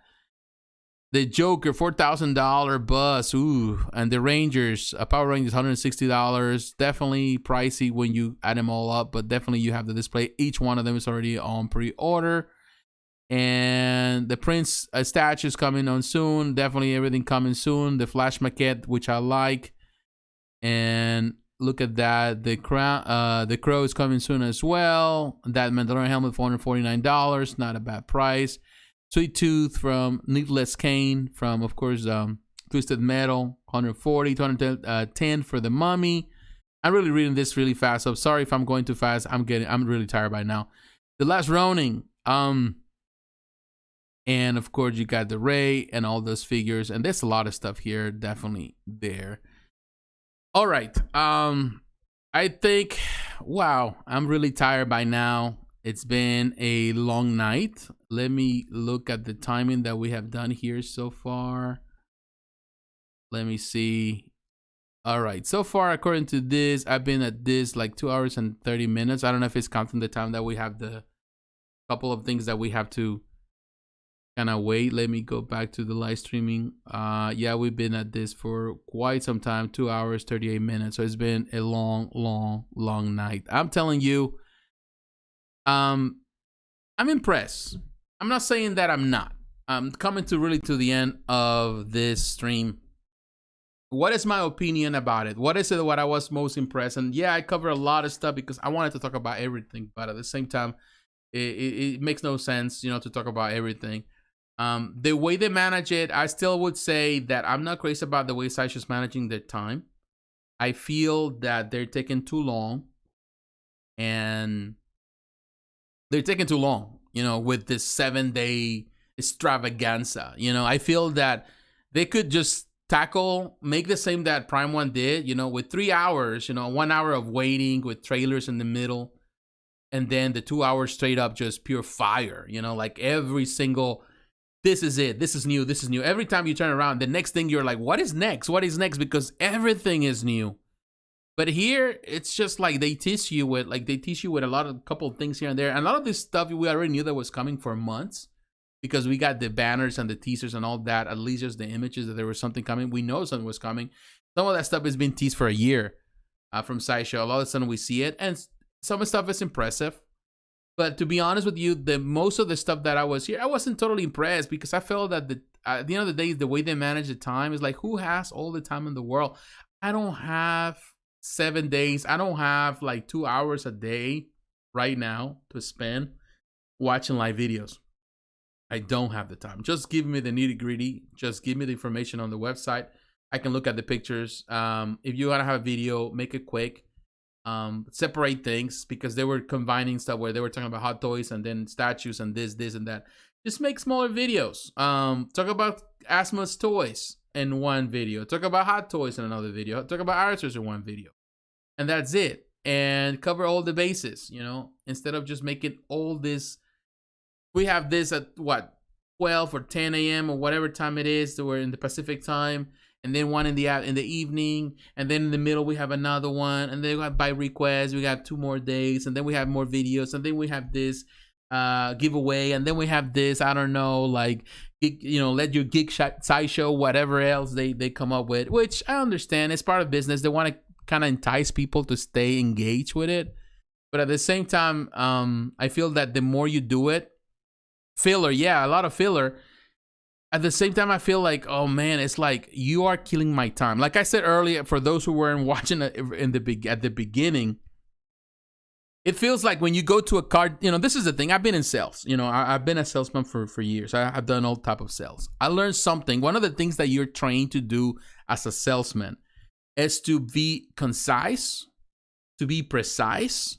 If you're selling a product, get to the bottom of it. Try to sell it quick. It's a sales pitch, so make it quick in a way that entices the person to buy right there. Because, you know, if you give time to people to think about it, if you extend yourself, then what's happening is that people are going to have second thoughts about it, and they're not going to buy. So I feel that in doing this, the more you prolong it, the more you do this type of live videos and you keep talking and say, oh, I like the color of this, or I like the color of that, or I like this, or I like that. This reminds me of my grandma when I was a baby and she was, you know, giving me the bottled milk or whatever, you know, that's what they do. It's like, yeah, okay, thank you for the information. It's nice to know that you were a kid growing up and watching this type of stuff like I was. I just want the nitty gritty. You tell me who was the sculptor. This is the part where I don't understand. It's like in the video, they talk about the stuff, their feelings about the statues, but rarely they talk about the people that were involved in the process. And yes, we get that information down the road. But to me, it's like, they never said, oh, this was sculpted by Daniel Bill. Oh, this was sculpted by, you know, Martin Canale. This was painted by such and such. I think I prefer that information. Tell me the basics. Take me the specs. And then, of course, let me make my mind. And let me think about it. Just tease me. Because the more you tease the people, like, let's not make all these long videos. Make it shorter. And I'm gonna be well served. I can go back and rewatch the same video over and over, because that's what happened. That's what's happening with Prime 1. They have this video for 2 hours, straight fire. Every single trailer was good, and all of a sudden they divide all these videos. I even divide those videos myself on my channel, and people come back and see them 2-3 minute videos, and people are like, "Oh man, I like this. I'm waiting for this. I want to pre-order this," because they're repeating the same thing. I think it's, you know, they get to that. It will be better overall. A better experience. People will be more enticed to order. And, you know, people will be more satisfied, because ultimately it's about customer satisfaction. You want people to be satisfied coming to watch your videos, and not just to make a long day even longer by watching your videos, because that's the truth. You know, like for me, I couldn't watch the live videos because I'm working, I'm busy. And then I found the day, say on Thursday before the live video here, I wanted just to watch the videos. So I spent pretty much the entire day in the office, talking to customers, working on my computer, you know, doing other things, coming in and out of the office. And every time I'm doing that, I'm in between, I'm watching video, at least watching the next part of the video, and keep on watching. So I watch pretty much, this is the morning that I got there to the office till the time that I had to leave. I spent watching. I didn't even finish watching all the live videos. I just wanted to watch this stuff. And, you know, a lot of the stuff, it was like unimportant to me. Like, I don't care about this. I don't care about that. I don't care about that. Just tell me the stuff that I want to hear. You know, yes, everybody's different. And I know Sideshow has a lot of fans, and everyone comes with from different backgrounds, and everyone wants to hear about their particular stuff. So I would say the best thing would be just to exclusively talk about certain things of certain companies and make it into segments that I think will tackle the problems more, and it will hit better in the end. Instead of just try to keep engaged with these live videos forever. That's just my opinion, of course. But now, just putting that aside, you know, like now, because I don't want to be the same. I don't want to do the same that they're doing, trying to bore you here to death. The things that I'm super enticed about it, and for that I'm going to the list. The things that I love the most about this presentation. The things that I was like, man, this is it. This is the best thing that happened. Started with Monday. Well, started with the thing. The most impressive things for me, of course, I will say the Skywalker stuff, fine. Like it. It was a new thing. Rey, it's a nice concept. Well done. Well applied. Doesn't touch my heart, but I know some people are in you know, they love it. It was good, so I give him kudos for that. General Grievous, definitely a nice surprise for Star Wars fans. The last one, of course, was what a Maquette. So this one definitely, or I think there was a PF. I don't remember, but I know that it's been years since that Grievous. So now a General Grievous, and it was good. They did a good job with that one. Another thing that I was definitely impressed, with Hot Toys, I was impressed with the Star Wars stuff, with the Mandalorian stuff. I was impressed. That was really, really good. The stuff they showcased there. All of the different figures was a surprise. And definitely that suit bite with Grogu was good. But the one that I was mostly impressed was that what was that? The battle droid was good. But definitely that biker scout and speeder bike, I was impressed because, like I said before, the statue that was produced by Sideshow many years ago, many considered a grail. To be honest, it's hard to come by. You know, nobody wants to let it go. It's so rare. Beautiful statue. I think you can have the same thing by having the Hot Toys now, and I'd rather have the Hot Toys. And definitely, I'm considered. If I want to have only one thing of Hot Toys is Star Wars, definitely that would be something that I definitely would like to have. Because to me, every time I think about that indoor scene, and what was that? The Return of the Jedi. What was the Return of the Empire Strikes Back? It's definitely. It was Empire Strikes Back. Now I'm totally confused. I think it was the Empire Strikes Back or the Return of the Jedi. I don't remember. Correct me if I'm wrong. I'm tired by now. Oh, signing off. Thank you for this, JP. Oh, no problem, Batman. Thank you very much for stopping by. I appreciate it, my friend. Stay tuned for more videos. We'll talk about it more in detail down the road. But I'm telling you, a lot of that stuff, I was like, I don't want, like, you know, I want that. You know, I want that. And I think that was the most impressive. Definitely, I was impressed with Hot Toys with what they showcased. In this case, for Star Wars, it was impressive. And that Boba Fett and Fennec Shan, definitely that was a nice display. The Last Ronin from PCS, that was impressive to me. That was out of the left field, phenomenal piece. Definitely one of the best in the show, perhaps the best in the show in my opinion. The Marvel Future Revolution Magneto 1/6 scale, we saw the price. Not crazy about the price, but I'm telling you, definitely that was good, and definitely there's a resurgence now of the 1/6 scale, and I like that. I want to see that, and stay tuned because I want to talk about it soon. I don't know if I'm going to talk about it on my channel. I think I'm going to talk about it on my podcast because there's a lot I want to share about that for 1/6 scale collectors. The Carnage PF, I wasn't impressed at first, but the more I see it, the more I have watched the videos, the more I'm impressed with that piece. I like it more than the Venom, but I think that Carnage is really super well done, and definitely that's one that is going to do super good. So that was the thing that I was impressed. Infinity Studio, of course, they presented their bus, and that each one of them is amazing. Definitely is beyond belief. Tweeterhead, I was super impressed. Love the prototype of Wonder Woman. Definitely, it's a really nice prototype. Really impressed with that one. Flash, it is bulky. Yes, it is. I like it. I know some people are not gonna like it, and that's okay. Definitely, but I like the pose. Definitely is really good. But definitely, Tweeterhead with all the stuff they showcased there, the Darth Maquette. We saw so much stuff. You know, they had so much stuff to showcase. Tweeterhead was doing it. The Scarecrow looks amazing. Sold out. The exclusive version.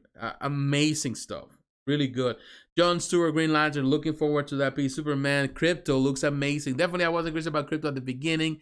They had the teasers, but now that you see it in the video, it really looks impressive. It's really nice. So definitely, this is going to be a nice addition to the collection. Iron Studios, definitely, they have so much stuff to showcase. That Power Rangers collection, I'm not a Power Rangers fan, but I was impressed. And of course, they had all the different pieces to go alongside. The Prince statue, the motorcycle, the Purple Rain, that was like, what?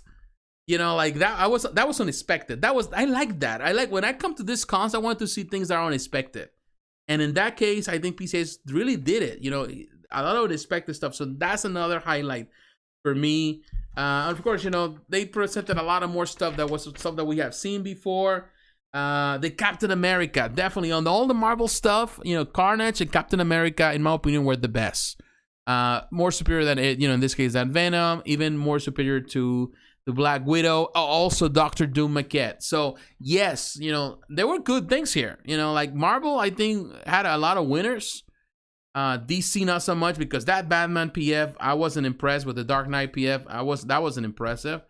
So Batman had a lot of wins here.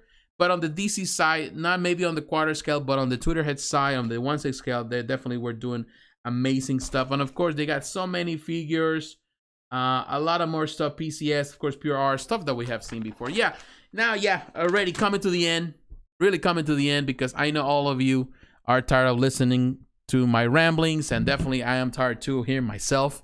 I just want to maybe go after this, drink something very sweet or something, whatever, I don't care. And maybe play some video games, or I don't know, should talk to my wife, whatever.